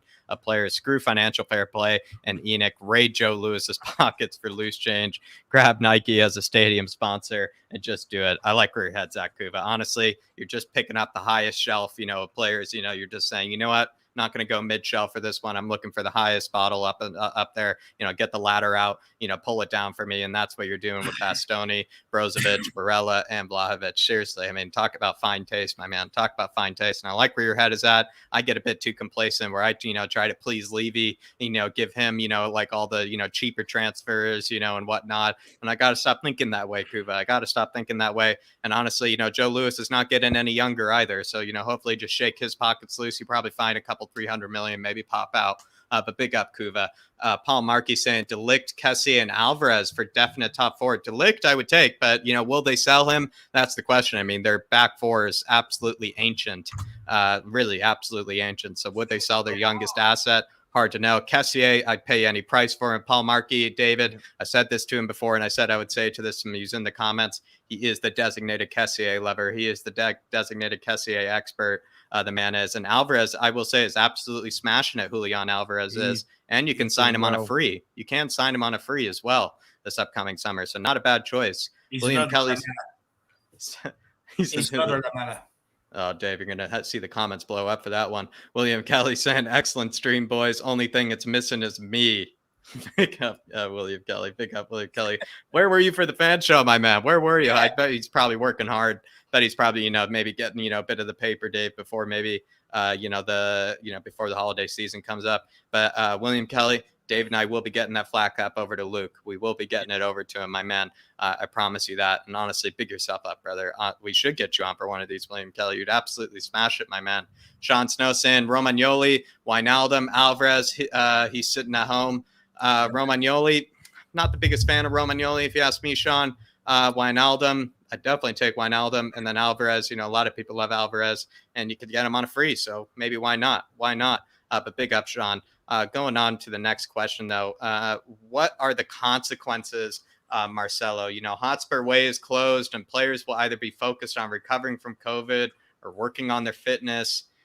How much do you feel like, Marcelo, does this limit or stall any sort of progress that Conte can make with our squad? We know he's super meticulous. He wants to, maybe, get the instructions, get the tactics in on all these players. And this is an opportunity where I might argue, Marcelo, it gets all kind of, stalled or halted or something. Is this actually more damaging than we think, to maybe some of the tactics, some of the ways that, Conte is trying to, develop the squad at this moment? Oh, it's definitely going to, in terms of, like, do you mean like how the, like, he's working on how to develop the back three, he's still giving them, it's not like, they've learned it all of a sudden in like 3 weeks, this basically will halt all that progress. 100%. And it's also going to kill the form that we have. It's going to kill the consistency that we have. It's going to definitely impact us. And, it's also going to impact our schedule. We're going to have to play more condensed games. We're going to come back probably not as in shape because, don't get me twisted. Training at your home is not even close to training at the Spurs, training grounds. It's going to affect us all overall. And also, you don't know how physically these people are going to be after, you don't know how you're going to be after, you come back from COVID. I mean, we've seen a lot of players come back from COVID and not the same. It is a serious disease. So it's going to affect our shape. It's going to affect how we're training. It's going to affect a lot of stuff. Yeah, I mean, what do you feel like? Danny, what are the consequences of this extended break from our players being away from the training ground? Will Conte's progress with maybe, like you were saying with Ben Davies, Ben Davies, he's been working on Ben Davies, kind of molding him, shaping him, kind of telling him everything that he needs to be doing. All of that might go away, don't you think? Yeah, or at least be stalled. The thing I'm worried about more so than ever is that Ndombele is going to eat more hamburgers than he's ever eaten, probably. So it's not going to be good for him, really. But look, as a whole, I think maybe Antonio Conte just sleeps with him. They just get bunk beds, and he just he just should. sits around with him. He needs to get into his nightmares and Ndombele needs Antonio Conte. Or send the hitman, honestly. Nightmare. Just have the hitman live with Ndombele. Seriously. Ndombele needs to wake up and see Antonio Conte's face, and he needs to dream of Antonio Conte so he can drill into his head what he needs to do to become a top player. But anyway, with the squad, I think they're probably, it's going to obviously affect us, right? Because you're going to have, we've probably got an idea of who's got COVID, maybe a slight idea, but the players who have got it could, some players it could take longer to recover.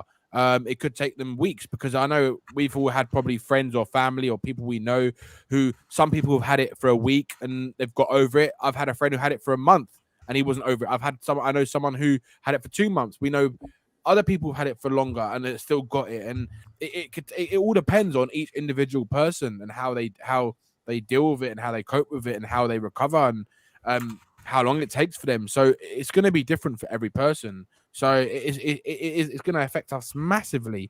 And it all just depends on the players it has affected. So all I'm hoping is that the players it hasn't affected, right, that they've been given kind of sort of, they're doing like what they did before, where they're doing the sort of training drills at home and stuff like that, just to keep their fitness up, because it's not going to be the same as training on a training pitch, doing drills on the pitch and stuff. They're going to only be training their fitness. So as long as they can, it's difficult. It's one of those things. It's gonna affect us massively. It really is. There's no way to kind of beat around the bush with it. It's just, we're just going to have to wait and see how it plays out, really, and how many games we're going to get postponed. What the results end up being. And what the results things actually happen for us. It's a matter of I think it's a matter of Conte trying to keep this team playing and whoever options he has as best as he can until that January window, because I think they know that it's going to be a big window and they need players in. And like Cody said here, 7 players who haven't fully recovered months later, and it's true, and it's a big factor. And it's going to be, it's one of those things where you just have to wait and see what happens. Really, there's nothing else that can do other than time. Time is the biggest healer, and it just depends on how much time, and everyone's different. So yeah. David, do you see Conte's tactics, potentially being kind of stalled, halted? Obviously he hasn't taught him everything he knows, in this short space of time. He probably still has a lot to work on, still is trying, to get the best out of certain players, and potentially do you feel like this could really hurt us in maybe an unexpected way, just even our own sort of system, our own sort of shape, our formation, just all those kind of things that he's teaching the club right now? Do you feel like this is all going to be halted? It completely derails everything. What can the fitness coaches do to provide them a plan? Yeah. Again, you're hoping at home they do the plan. Yeah. Are they going to go back to eating ketchup and mayonnaise? You have no control over that. They could very well go back and do that. Look, in terms of shape and everything else, Jack, I mean, look, they all look at shape on iPads and everything else nowadays. But there's nothing like replicating it on a pitch. So you can get to use where each player is going to move. And eventually that's what the whole idea is. You know where each player is going to be. And without being able to replicate that on the pitch, all they're going to be doing is studying things at home on an iPad. There is nothing like being out on the football pitch, putting things into practice, but you can't do. It's going to completely derail everything. I mean, Son coming into scoring again, it's going to derail him. He's now stopping, having a mini preseason and going again. Reguilon on flying form. It's now going to halt him. Højbjerg and Skip just getting used to each other midfield, and you can see that over the last few games. Really starting to form a partnership. That's going to be derailed. The only player you might say might benefit, I mean, Lucas just scored. Poor guy. Now he's going to have no game for a couple of weeks. You know what I mean? What's that going to do to his confidence? The only one that might actually benefit long run is Harry Kane, because he looked 100%. A bit jaded. He looked a bit tired. But that's one player. For the rest of them, Davies, Dyer, just after getting into him. building off the back of a couple of clean sheets with each other. What's that going to do to them? I'll be honest with you, I'm fearful that this could completely derail our season unless Conte has something behind the scenes, because he has the experience of doing it maybe at Inter last year with the lockdown training sessions and stuff like that, that maybe he has something that he can implement. But in terms of what you're going to see on the pitch, you're probably going to see another slow start back to things again before you pick up and build momentum again. And by then, it could already be too late. You're talking about replicating things on the pitch to now hopefully the players doing the right thing at home and looking at stuff via iPads and stuff like that. It's just not the same, Jack. And maybe a bit of a follow-up then onto the second question here, Dave. Or sorry, no, I think it's over here. Will our congested fixture list be moved potentially to January and February? Because, Dave, the Rennes match has been postponed. Brighton match has been postponed. Burnley match was already postponed. The Leicester match will probably be postponed as well. Does this mean that basically this congested fixture list that we have in December will just be moved to January, February? And is that even any better as the actual question? No, Jack, it's not any better, because what you're doing is we already had a congested fixture list this December. You're hoping to get them out the way. Then in January, you have a couple of games, and I think we actually have a bit of a decent break in January between a couple of games. That's taken away now. And now that's taken away. So all you're doing is already moving a congested fixture list into either areas where we were supposed to be rested, which means now, if we do stay in Europa Conference League, how many ever games we missed this side of Christmas will have to be played the next side of Christmas, plus Carabao Cup and FA Cup, if we're still in the Carabao Cup.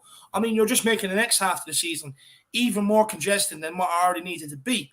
Now, if we stay in the Europa Conference League, you're talking about a game every Sunday and every Thursday. And then you still have to fit in FA Cup ties, the games that have already been postponed. And then if we do get out past the quarterfinals, you're talking about a double header in the semi-finals of the Carabao Cup. And if you get out of that, you're talking about a final. So it's very, very bad, because all you're doing is moving an already congested fixture list into the new one. And like I said, where you should be taking your rest and where you may be able to rest and work on things that have gone wrong, Conte will not have the time to do it now, because you'd just be rolling from one match to another. And again, whether you get a run of games at home or whether it's mixed home and away or a full run of games away, how much can Conte really work on if things haven't gone well? How many things can he really work on in that period? Probably not too much. So, I mean, I'll be honest with you, I think you're probably looking at a bit of a... Look, for us fans, it'd be great because you probably have a game every 2-3 days. I mean, but in terms of for the team and what Conte is trying to do, and if Conte sees things that he wants to fix, it's going to be a disaster because he's not going to have time to work on them. And to add to that, Dave, on them right now. To add to that, Dave, is the fact that we don't have a squad to do that, what he wants to do. So he's going to have to use these shit fringe players that have lost to teams like fucking Mora. And that's where it's going to be the biggest issue, because you're going to have to use it. It's important, Danny. That's why January is 100%. 100%. That's why he needs to try and do as much as he can to get through until then. Just to manage it, just to try and manage it as best as he can. Marcelo, Rennes match is postponed, Brighton match postponed, Burnley match already postponed, Leicester match postponed. Is it better that, maybe this will all be moved to January and February, or do you feel like it's no better? Is it worse? Like, how do you feel about it? Like, all these matches basically just being moved, further down the line. I think it's probably for the worse. Because personally, a lot of those other teams are going to get rest. Meanwhile, we're not going to get rest, and so it's going to affect us. And I just got to answer the clown that's in the chat. I keep talking about Raf Ragnick. I know you probably have a poster in this wall, and you're probably Raf Ragnick's biggest fan, and you probably jerk off to it every day, and I'm sure you're a great big fan, and I'm sorry to ruin your ego and break down your idol, but he's won an Austrian Cup, and he's gotten a third division title. Fucking, who was it? Norwich's coach has won more than him. Marcelo's Bielsa has more accomplishments than him. Graham Potter's got more. And to be honest, actually, as well, Marcelo, to back you up as well, we didn't say that he's not a bad director of football. Like you said you wanted him more than any other director of football. You said you just didn't want him as a manager. Yeah, no. So anyway, what I say? Screw him. He's a United fan. He shouldn't even be in here. Exactly. But my last point about him, to put him in this place, you know what? He tells me that I don't know anything about football and I should go take a class. Maybe you should go take a hearing class because I said he's a great director of football, terrible coach. I asked you what you want as a manager, and you told me a third division title and some bullshit. So you know what? Get out of here, man. Great, Marcel. Great answer from all of you there. But William Kelly saying, my screen just actually zoomed in. William Kelly saying, we ain't getting none of those players all because Lewis, Levy, Enoch, Simple. Well, that's why William Kelly, my answer was actually a bit more realistic to what, Levy and Enoch actually wanted. That's why I've done a few streams on actually what are maybe Levy signings, what are maybe actual signings that will really progress this club, a whole lot more forward. But William Kelly, my answers are more Levy and Enoch. I think a lot of the ones that you've seen in the chat are the answers that we all want to hear, which are, ones that are actual players that we know are the real deal, players that are top shelf, world-class players that we want at this club. I'm just sometimes too, honestly, I'm always trying to please, I'm trying to make my job a lot harder on myself all the time, William Kelly, by trying to please Levy and Enoch. So I'll be honest, my answers were very much Levy and Enoch signings, if you ask me, especially. But William Kelly, really appreciate the support, my man. Really appreciate the support, brother. And like I said, thank you for tuning in for this one. Thank you for always the support they've given David and I. You really do help us, on this journey and on this dream, my brother. We are going to move on to the next one, though, guys. Considering, your answers on this whole under 23 system, or considering your answers on, maybe how much this congested fixture list is about to happen, will we see a lot more under 23 players maybe being used at some stage, maybe for the Conference League, maybe for, that upcoming, FA Cup match, even maybe a Carabao Cup match, potentially. What do you guys see? Will we actually see under 23 players being used? We've already given up on some of these fringe players at this rate. Do you feel like Antonio Conte might, use some under 23 players? Danny, do you feel like maybe Harvey White might come into a guy that just won Player of the Month? Do you feel like a Marconde might come into things or we just probably just continue to use the fringe players and see what we can do? I don't think Conte is going to have enough confidence to use the youngsters that right now because of how crucial the games are coming thick and fast and the way he's going to have to manage it. I think he's only going to have to give those fringe players a chance. Unfortunately for the youngsters, I just can't see them. I mean, unless they just do some sort of, I don't know, they're like superhuman in training or they're superhuman that he really feels that they're going to be better than what those fringe players are. Me as a manager, if it was me, I would be giving those fringe players a chance. The youngsters a chance, because I think they'll show a lot more passion and desire and something that Conte loves. But I think that he's just going to try and manage it as best as he can with those fringe players. And again, it's going to be, again, I told you, Conte is biding his time with this squad. He is seeing out, and he's basically doing. I think for Conte, there's a thing in the back of his head. It's just like, do you know what? If I do have to use these fringe players, and we do play shit because of them, it's even more reason to say to Daniel Levy, you need to fucking get that checkbook out and get rid of these players and bring in some top players in, because we aren't going to do anything you want if we don't get what I need. Is that the blessing in disguise, actually? 100 million %. Is that maybe all these postponements just means, we don't have to, we wait till January and we bring in new players, but it's only depending on Levy and Enoch, I guess. Jack, it's probably one of the best, the only thing that you could say is positive out of this situation, and the fact that it pushes more games back. If it means more postponements, it's going to be shit for us fans, and there might be more games to come in thick and fast. But again, it gives these players more chances they don't deserve. As simple as that. And we know some of those players don't deserve the chances, but he's going to have no choice because he's going to have to manage the squad. Otherwise, he risks players like Harry Kane or Son or Skip getting injured. And if they're playing every single game, 90 minutes, not getting sub, they're going to get injuries. And then we're going to be, if they're out for 2-3 months, we are fucked. We are fucked. So he's going to have to manage it. He's going to have to. Yeah. And unfortunately, I just can't see him using those, like the Macandes and the Harvey Whites, as well as they've been doing in their under 23s and the under 21s, etc. I just can't see. I mean, I love to see players like even Divine. I know he's so young, but I think the kid's raw talent. I think you just chuck him in for some of the games, even if it's 15 minutes cameo. Just let him give a Yeah, kick but maybe about. not You know what? You starting. know what I Maybe say? not, You know what yeah. I say Not about that? starting, yeah. You know what I say about that? Saying that, oh, maybe he's too young or too this or that. It's either you're good enough or you're not. Yeah, Okay? yeah. It's simple as that. There's no such thing as too old or too young. I Yeah, said I it. agree. We should have One of gone them could be a Thiago Silva. Pedri, one of them could be a Yeah. Verts, you know, or something like that. Yeah. You know, I said it, we should have gone Thiago Silva when he was on a free. People mocked me saying he was too old. He was 36. Look at that. He's one of the best defenders in the Premier League. I said it. We should have gone, I would get, Bale or Modric. People said, no, let's try to go, for a 10 guy or, Bergwijn. They will do the job. They're young. Look at that. Nothing. You know what I mean? Just because you're young does not make you a good player. It's like you're good enough or you're not. At one point, Dele Alli was young and he was, flying high. At one point, Harry Winks, when he made his debut and he was flying high, he was young. At one point, Harry Kane was young. At one point, Son was young. All these players start from somewhere. So it's either you're good enough or you're not. interesting. And do you know what, Marcelo? I completely agree, right? But do you know what? I think if anyone you trust more than anyone to actually decide who's worthy is Conte. It's him. Right? Yeah, exactly. I agree. Probably true. Dave, quickly on under 23s, do you see any of them potentially making a breakthrough maybe during this time of a lot of absences and also maybe incomings and outgoings in the January window? Any 23s that maybe might break through unexpectedly? Look, I have my eye on Harvey White. I think he'd be a good asset. He can take set pieces. I think he'd be a brilliant asset. Dylan McCandy, he could definitely make a spot for himself on the bench long term. That's not beyond the realms of a possibility.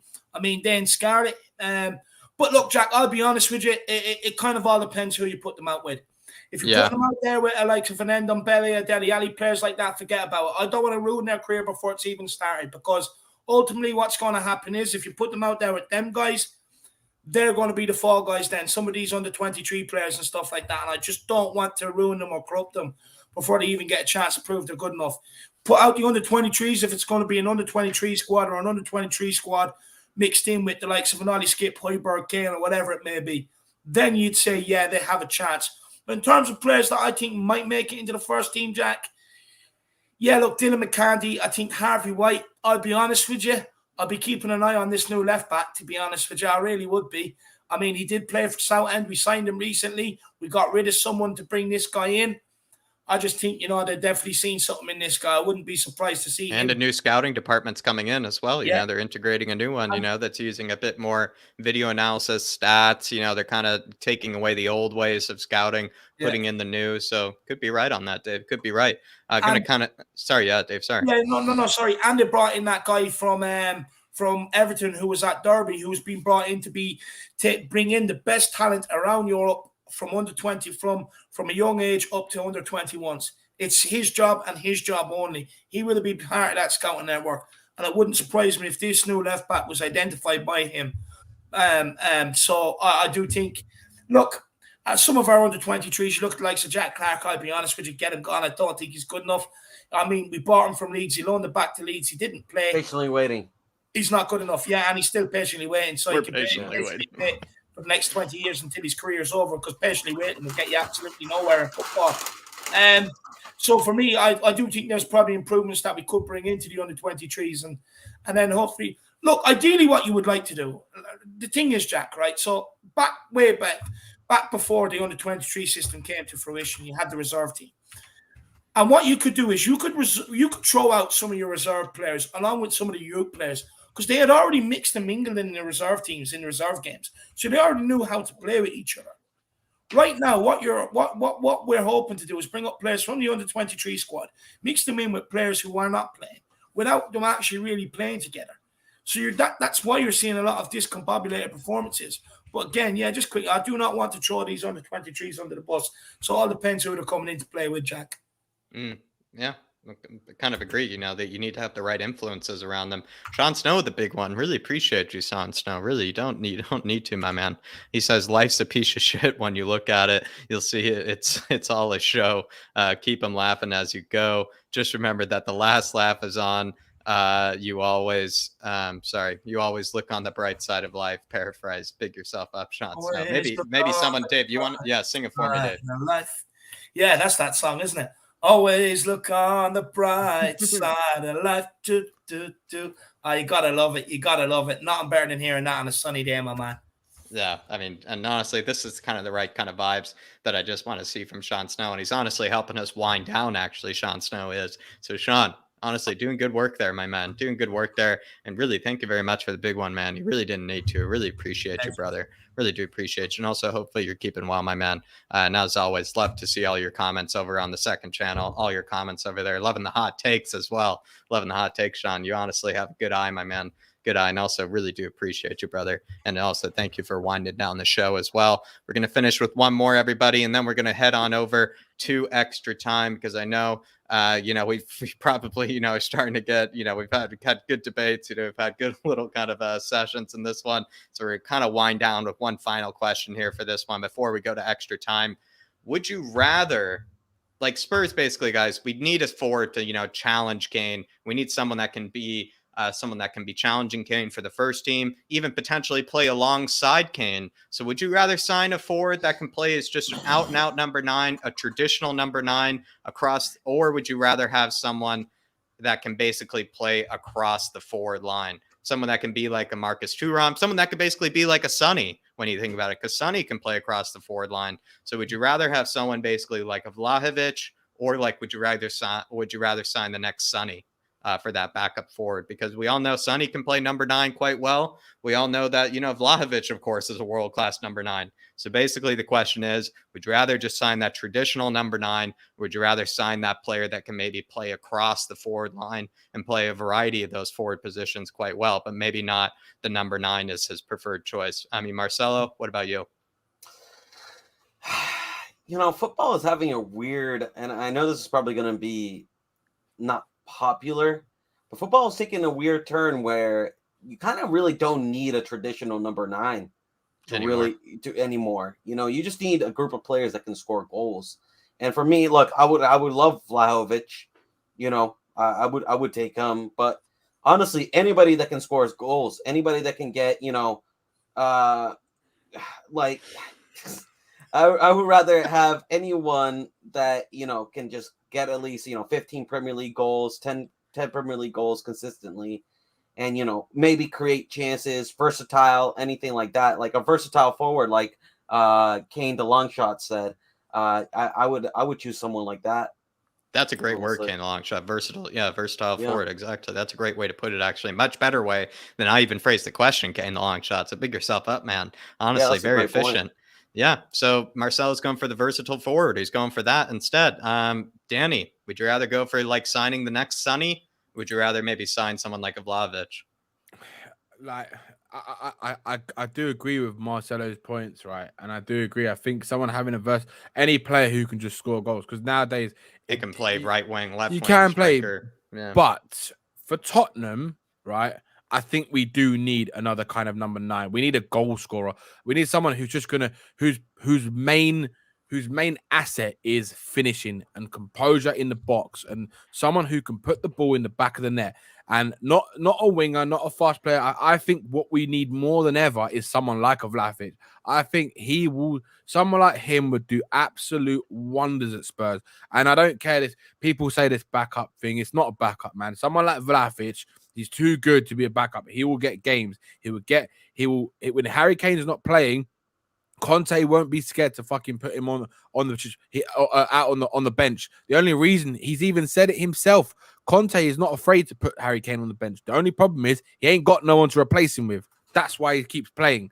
And he knows Harry Kane probably needs a rest, and he probably needs to come on as a substitute, but to actually understand that he shouldn't be playing every game when he's not actually performing. I mean, I'm not saying he's not performing now, because he's playing better than he was anyway. But at the start of the season, when we had Nuno, he was awful, and we didn't have anyone else. Who else can you play up top? We didn't have anyone. But, I would argue this, and I don't know if you agree with me, David. Harry Kane is our goal scorer. He is a goal scorer. And I'm telling you, man, like he look, I know he's in a goal drought right now, but Harry Kane's problem right now isn't because he just forgotten how to score goals. The guy's been doing it for 6 seasons straight. Yeah. The issue right now is we have no versatile forwards other than Sonny. We have And Kunku no one. would be a great example of a versatile forward. Yeah, exactly. We have no one that can create space. No one that can find a through ball. I mean, have you seen Lo Celso play, bro? If you ask him, to thread, a needle into a yarn, he'll probably mess it up, bro. Let alone a through ball. You know what I mean? The guy just doesn't know how to pass. We have no one that can give the ball to Kane in a good position. Yeah. I think. Do you know what? Do you know what? You're right, actually, Marcelo. Right, and I think. If you do bring in someone like Vlahovic, right, you're gonna need you need a creative midfielder, right? And if you have someone who's more versatile, it's probably better for us because you can use him in more positions, use him as a left winger, use him as a forward. But I mean, the problem is those type of players, they're hard to come by to get. I mean, who would you bring in right now? And I think right? what Marcelo was trying to say, just to challenge you, Danny, is that there are actually more of those players nowadays because modern football is kind of to a degree producing more of these players than traditional number nines. Do you know what? There might be more of them, right? But the problem is, are there going to be anyone who's going to elevate us to elevate us our forward line right now? Who's happy to be that versatile player who might not play every game, right? Who right now? Maybe they would take Lucas's position or something. I disagree. I think if a guy like Nkunku, if he comes in, he would definitely start for our team. Do you think we could realistically get someone like him though? We definitely can. There's a lot of players like Nkunku. The issue is right now, if you look at the top teams, Chelsea, they don't have, they bought Lukaku for 100 million. Look at that. They barely play him. They do, Tuchel, he doesn't really I know he's had injuries, but even when he's been fit, he hasn't played. You look at City, they don't have any striker. You look at, Liverpool, Fabinho, I hardly consider him a striker.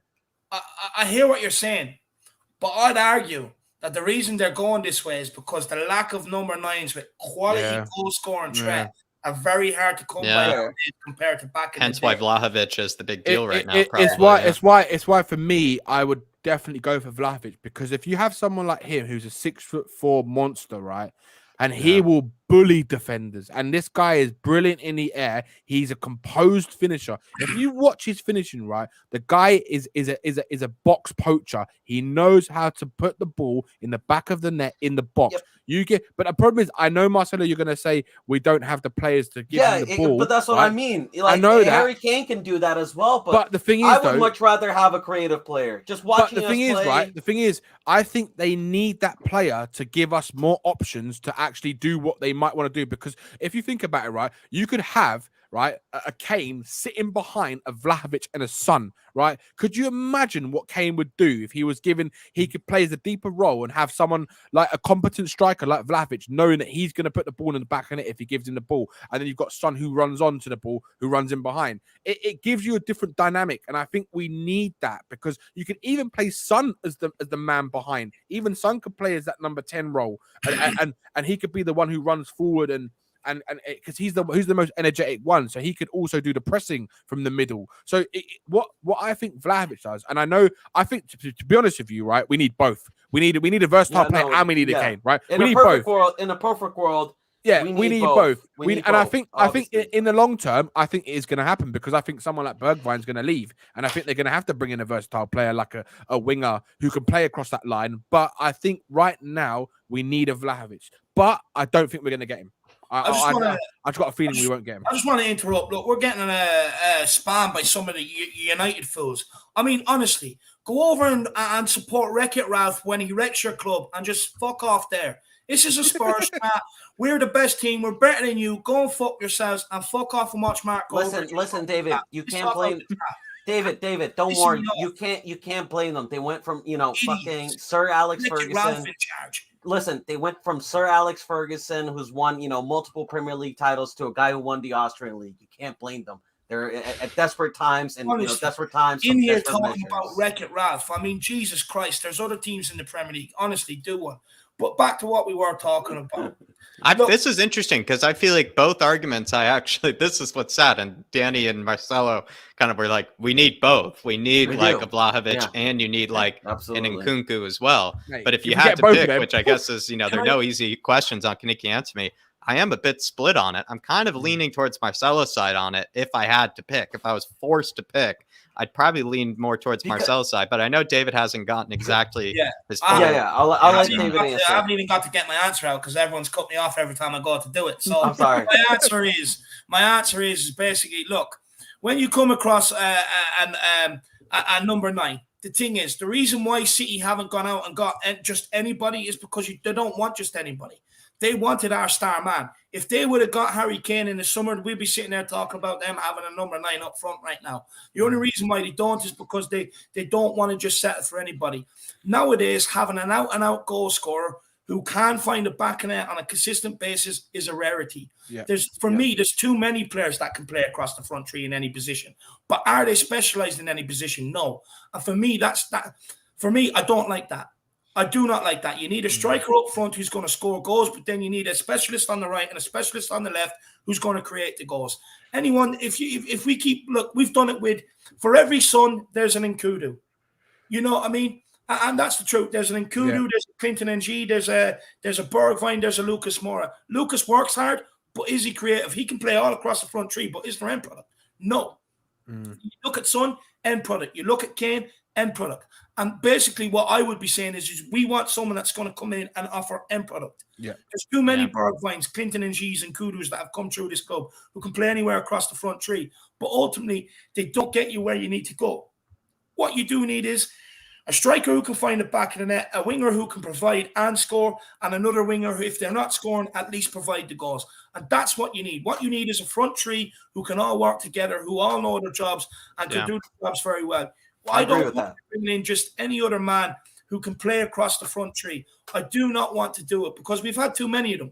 We've had too many of them. Basically, what we want is just someone that's going to come in and deliver end product without any. Do you know what, Dave? But hold on. Can I just ask something? Okay, David, I agree with you. We need a target man. It's very important. But in my opinion, and my point is, I'd rather us be creative and be creating chances and be less clinical than just be overall clinical and not creating enough chances in games. Because you saw what it's like with us without Christian Eriksen, you know, and you look at Chelsea, they don't have any clinical players, but they constantly create chances. And I feel like right now we need a creator more than we need Vlahovic. What's your response to that, Dave? No. Look, I'd agree with you. I'm not saying you need. I'm just saying I know you haven't gotten enough word in, so I feel like no. Look, I agree. I agree with Marcelo. Like the thing is, we do need a creator, without a shadow of doubt. I'll be honest with you. You have a creator on the right hand side. You have Son keep doing what he's doing. Son was sharpening up and starting to play well. Harry Kane is going to score the goals. It is that simple. I do believe we need a creator.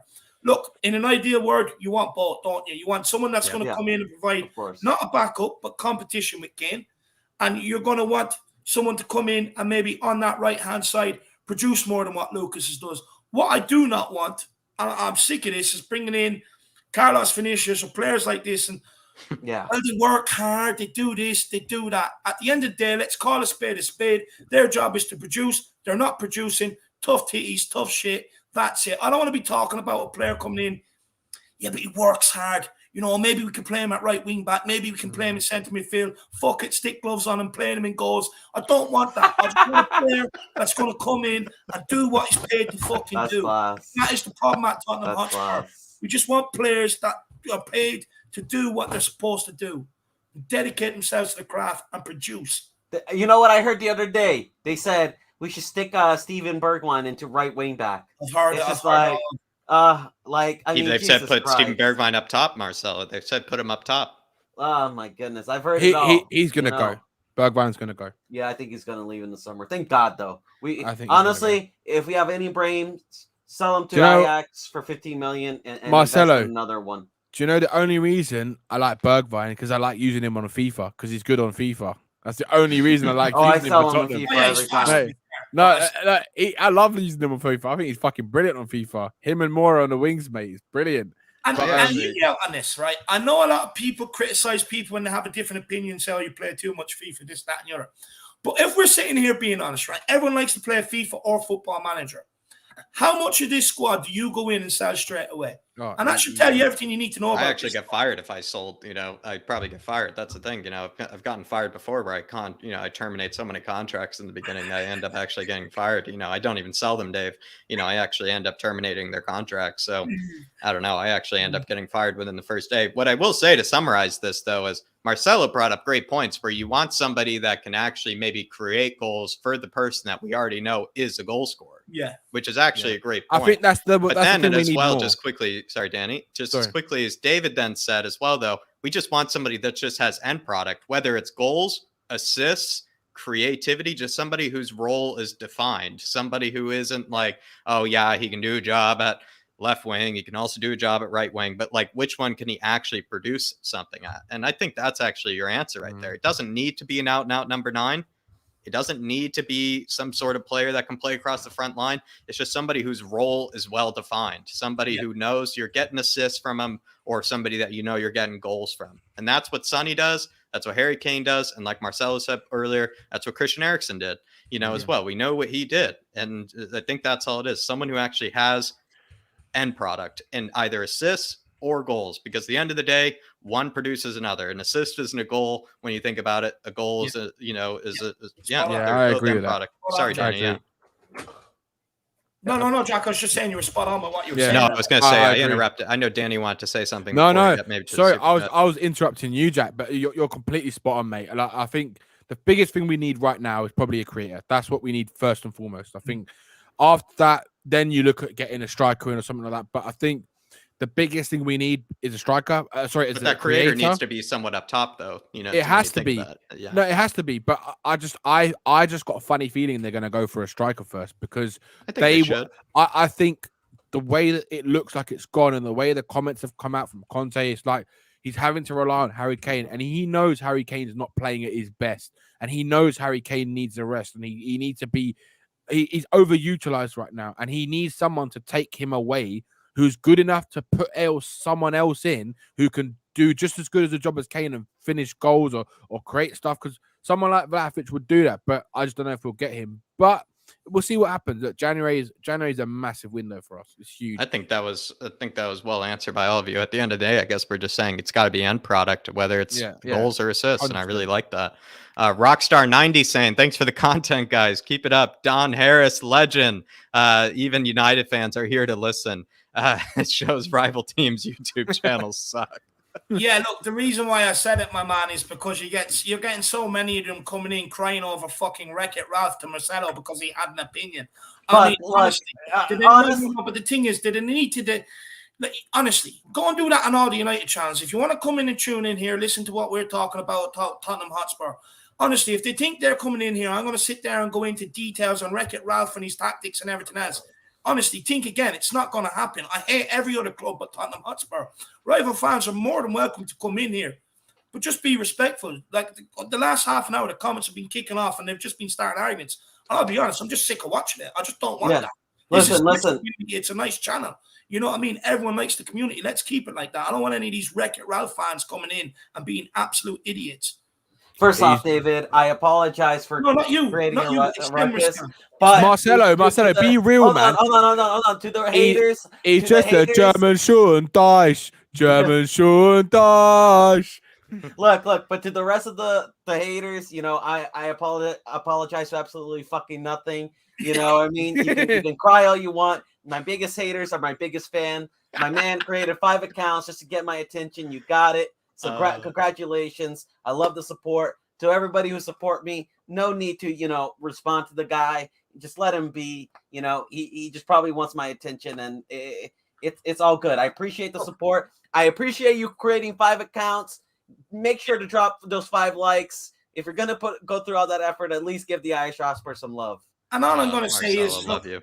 I have no problem if you want to come in and join in and debate and everything else. But if you think you're going to get attention, and I'm just making this clear to everybody, if you think you're coming into this channel going to put something in the comments that's not football related or just being an absolute jerk, you're not going to get any attention. Because what we're doing then is taking the attention away from everyone else that is enjoying this discussion, enjoying this channel, and putting in proper footballing opinions or proper opinions. So if you think that's the way you're going to get noticed, you're not. jog on. And it's going to be the same for every other channel you go on to. People are catching on to what you're trying to do. That's all I'm going to say. But big up, Rockstar. You're a true one, man. Big yourself up. Big up, Rockstar90. Really appreciate it, my man. And everybody, we've now reached that final time where we can all just relax. Man. It is the extra time. Relax. We're going to go from the bottom up. We're going to start with Danny, and then we're going to work our way up to David for the first one here. Who is more likely to come back into Conte's favor between Tanguy, Gio, or Dele? If you had to pick one, this is the age-old question, which one will maybe Conte give another chance to? If he were to, he's probably not going to give a chance to any of them. But if you had to give a chance to one of them, would it be Tanguy, Gio, or Dele? Gio. I think he's going to give it to Gio more than anyone. Out of those three players, I think Gio, if he can get over these fucking ridiculous injuries, Lamela 2.0, then it'll be Gio. I think Tanguy's done. Dele's done. I think Gio's the only one who's got an inch of a chance left. Interesting. A lot of people are agreeing with you there. Marcelo. I think I want to disagree just to be popular, just disagree, honestly. And you know what? I am going to disagree just to disagree. I'm going to go 10 guy simply because he wanted 10 guy at Inter. And I think he sees a lot of talent in 10 guy.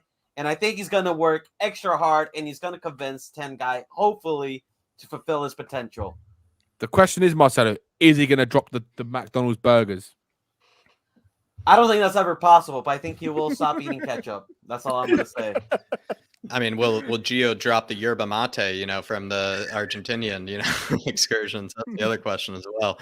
But David, your feeling, Tanguy, Gio, Dele? Do you know what, Jack? It's a question I don't really want to answer in an ideal word. Absolutely none of them. I'm fed up with watching them all. But look, the way I'm actually going to look at this question, because you can look at it two ways. Realistically, Tanguy's chance is probably done. Dele's chance is probably done. You'd say Gio. But in terms of if you're Conte and you're looking at it, who has the most ability? Probably Tanguy. So why wouldn't you give him another chance? Do you know what? Just because the others have said Tanguy and Gio, I'm just going to say Dele Alli because David just wants up me. He's like, how can I one up Marcelo? He just does it every time. That's why he's called the Irish Hotspur. This means I have to break it. I think this means Don I Hotspur break himself. it. I think if I had to break it here, which one do I see Conte giving a chance to? God, he's already said bad words about Tanguy.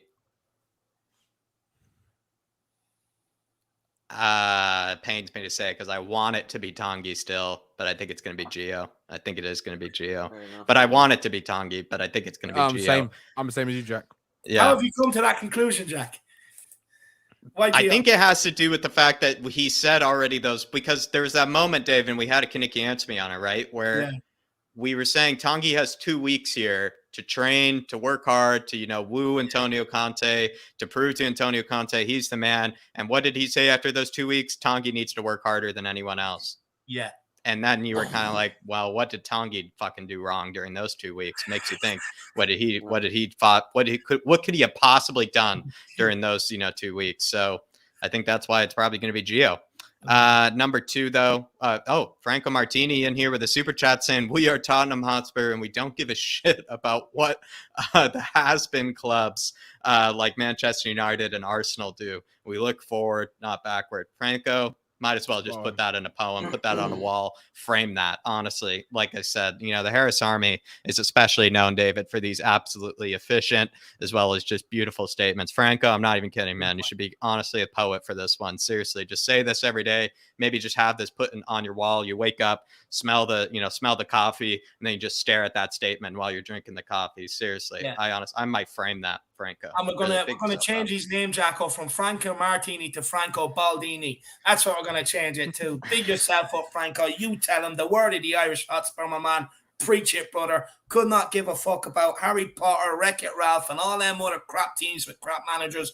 Could not give a flying cahoots. My club is Tottenham Hotspur, and I'll always just want to talk about Tottenham, and that's it. The only time any other club gets any airtime is when I'm sitting here disrespecting them before we play them. Big up, Franco. Seriously, honestly, philosopher right there. Number 2, would you rather have Hoddle or Gaza in this current team?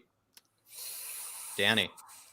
So, this is the question I wanted to answer, right? Because I watched the Glenn Hoddle documentary last night, and I tell you one thing: the guy was the most underrated player of his generation, Most of all right? time, really. Yeah. Yeah, and he's probably it's debatable whether it's him, Greavesy or Gaza as the greatest ever Spurs player. For me, it has to be Hoddle because the guy was the most unbelievable genius probably that's ever graced the Spurs teams. Now, don't get me wrong. I know someone like Daigle loves Gaza and he will always say Gaza because he grew up watching Gaza. He grew up obviously seeing the flair, the excitement that Gaza gave fans. But who we would need right now is a maestro, a magician. Now, Hoddle, he was like the way he passed the football. There was no one that could match him. He was the best passer of his era. There was no one who matched him. And like Arsene Wenger said it right, who managed him at Monaco, right? Hoddle, right? The way he passed the football, the way the weight of his passes were, Two-footed they as well. were two-footed, and he was perfection. He knew how to pass a ball to perfection. He was like a De Bruyne of his era, if not better.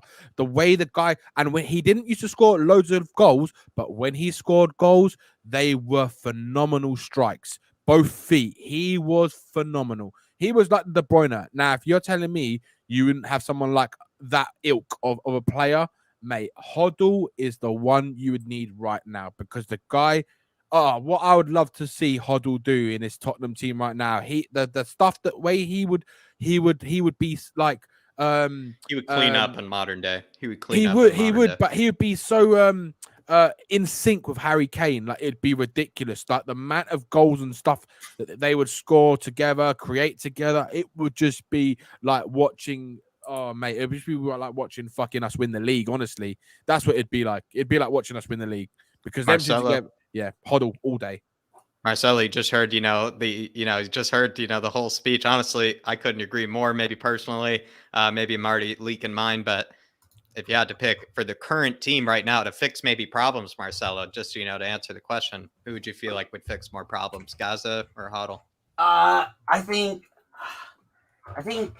Hoddle would have fixed more problems, but I'm kind of on the boat with Daigle, in which I never got to personally witness Gaza, but I kind of really love the guy, love the character and who he is. He just seems like a great character. But I also love Hoddle. Man, this is a tough one, honestly. I think you right know what now, the right answer is. You know what the right answer is, Marcelo. I think, honestly, you fucking know it. I think what we need right now is Glenn Hoddle. He just we need someone that can link up play, someone that can, really go out there, strap his boots and, kind of, grab, guys like Nobele by the neck and, tell them how to play football. A real leader, a captain, someone from Tottenham, someone that's come through the academy that understands the club. And I feel like Hoddle, I mean, he's the real deal. There's no one better. Can I just add one more thing? No chance. Sorry, yeah, Jack. yeah. Sorry, Danny. One more thing in that documentary, right? So in that year we won the UEFA Cup, right? We came up against PSV Eindhoven, right? And in that team was a certain Johan Cruyff, right? Johan Cruyff is how they say it, yeah. And he was obviously one of the greatest of all time, right? Now Hoddle said in the documentary that Johan Cruyff basically was set to man mark him the whole game. Now, what Hoddle said and what he did in that game, I think we won that game 5-0, right? And Hoddle got 4 assists. And if you go back and watch the highlights of that game, he elevated his game. And Hoddle said it was probably the best game he's ever played, right? And if you watch what he did against like someone like Johan Cruyff in their team, mate, it shows you how good of a player he was. Yeah, and how Hoddle much they said, respected him. Yeah, well, Hoddle said it made him elevate his game coming up against someone like that. And it just goes to show how good of a player Hoddle was. To come up against one of the greatest of all time, you're talking about. The greatest of all time, and absolutely boss him in the midfield. Tells you everything you need to know about Glenn Hoddle. Dave, it is, you can't defy the odds here. You just got to give your honest answer here. Huddle, Gaza, who would fix more problems right now? Look, do you know what? I just want to start by saying to both legends, I don't ever want to have to pick between the two. But if you're talking about right now, Jack, you'd have to say Glenn Goddard. Because there's a reason why we call him Goddard. Oh, sorry, Dave. It wasn't PSV. It was final. Sorry, someone said it in the comments. It wasn't PSV. It was final. My bad. No, yeah, no. Look, for me, I would go with Glenn Goddard. I mean, look, left foot, right foot. I mean, even heard what Mickey Hazard said. Even if the ball came to him, no matter what, so graciously with one body part or another, he would take it down. You know what I mean? So right now, that's what you need in this team is someone with the passing ability of Gaza or of Huddle. But with Gaza, look, he's a unique sort of player. He's different. He can grab any team by the scruff of the neck, come into any ordinary team, and produce that magic moment to go on and win you things. Again, he'd probably be a good lad to have in around the dressing room, let's be honest, good pranks and stuff like that. But, I mean, with some of the players we have already there that are taking a back step, I'm not sure if Gaza would be a good influence on some of them, whereas Huddle, I think he would be. Yeah. So I'd be going with Glenn Goddard, Jack. Now going from the top down, and we're going to start with you, Dave, since we're halfway through them, going from the top down, who would be a better addition basically to the forward line right now? Kind of the same question, who would fix more problems? And when you're trying to fix the forward line right now, who would be better in fixing the forward line? Prime Berbatov or prime Gareth Bale? Do you know what, Jack? I absolutely love Berbatov, right? Don't get me wrong, silky footballer, done wonders with Robbie Keane, absolutely brilliant. I mean, talk about a score of extraordinary goals. But, I mean, we have Harry Kane. You put the chances on the plate, he will score. You look at Gareth Bale, he can assist and score goals. So on that basis, because he can do both, and he can do it from an out wide position, aka Lucas's position, that means you can have Bale, Lucas, and Kane. I mean, Jesus Christ, Jack. Bale, Sonny, and Kane. World class. Prime Bale, world class, Champions League winner multiple occasions. Berbatov, world class. But the height of his career maybe not as reached as the height as Gareth Bale is. And for me, plus with Berbatov, he turns it on and off when he wants to. I mean, he was such a lazy fucker. It was unbelievable. When it was Gareth Bale, he will work hard, and he has had to work hard to get where he was. So for me, I would go with Gareth Bale all day long, plus because of the work rate as well. Marcelo? I mean, I'm gonna say Bale, just because one, I'm his biggest fan. I'll always back Bale. But two, I think David is right. But just thinking about Berbatov and Kane up front, shows. I mean, I think honestly, in Conte's favorite system, I think honestly Berbatov would have fit Conte's system a little bit better than Bale's, because I mean he loves having those two striker up front. And if you think not Roy Keane, Keane and Berbatov up front was sexy, imagine Kane and Berbatov up front. You know what I mean? That's porn right there, man. Yeah. And honestly, just thinking about that, it's or crazy, even think about if you did that 3-5-2 or like a 3-4-1-2. What if you did Sonny and Kane up top and then Berbatov slightly behind them as well? Like that would just be. But for me, Bale all day long, bro. He's more skilled. Yeah, I'm with you. That was a great argument, Marcelo. Just to play devil's advocate, Danny. Prime Bale, prime Berbatov. Unanimous decision, man. There's no doubt. As much as we all love Berbatov, man, and Berbatov he just graced the Spurs fans with his elegance and his technique and his just the way he played football and how easy he made it look. And he was an unbelievable striker of the ball. And he did his fair share of assists as well, because don't forget that they Robbie Keane and Berbatov scored 50 goals between themselves in that season before they left, and they were unbelievable together, and they were they're unbelievable. But I think you have a prime Bale, someone who's going to get you 25 goals plus, 10 plus assists, 11, 15 plus assists. Different animal. And it's a different animal. And it's not just that. It's the work rate. It's the speed. It's the tenacity. It's the flair he had. It's just the excitement that he put. He just got Tottenham fans excited. What he could do, the way he manipulated a football at times, you just think this guy is he's not human. I would say one thing. He's not human. I would say one thing of the difference between Berbatov and Bale in their prime at Spurs is that Berbatov often needed Keane or other he players did. to play He well for him to win games. Bale did not need other players to No. play He well could put to the win team games. on his back. He Yeah. could put the team on his Easily. back. He has Easily. won games for us by himself.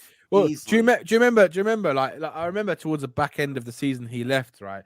He was scoring like a worldie every game. He like, basically was the only Sunderland reason one, AVB didn't the get fired Southampton. sooner. Yeah, he literally was. And the Sunderland, and he would just put the ball in the back of the net like it was no tomorrow from 30 yards out, 35, 25.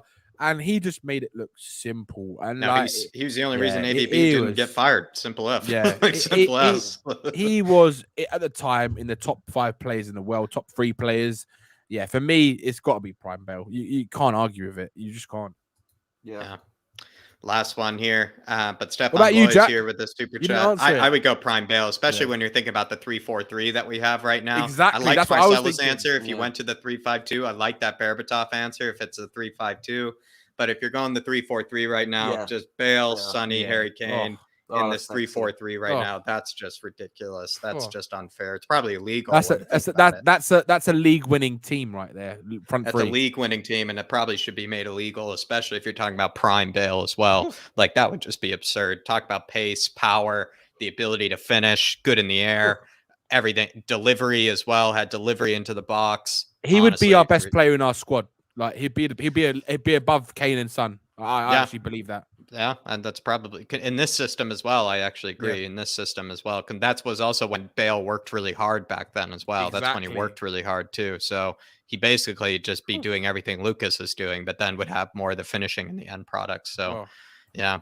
But Stefan Blois though saying back in the day when we had 3 or 4 strikers to select. Seriously, Super that's the Pab, sad truth. super The Pab, sad truth. super Pab, Big up, super Stefan. Pavlyuchenko.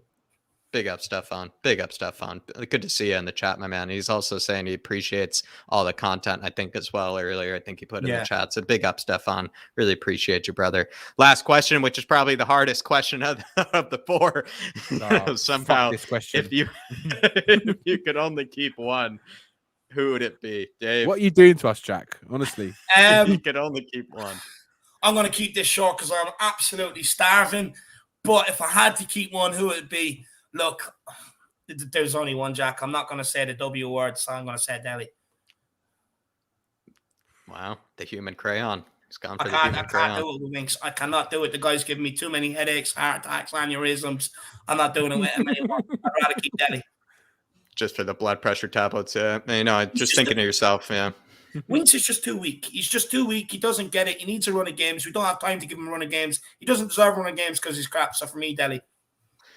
People are saying I'm cruel, I think, in the chat as well. Marcelo.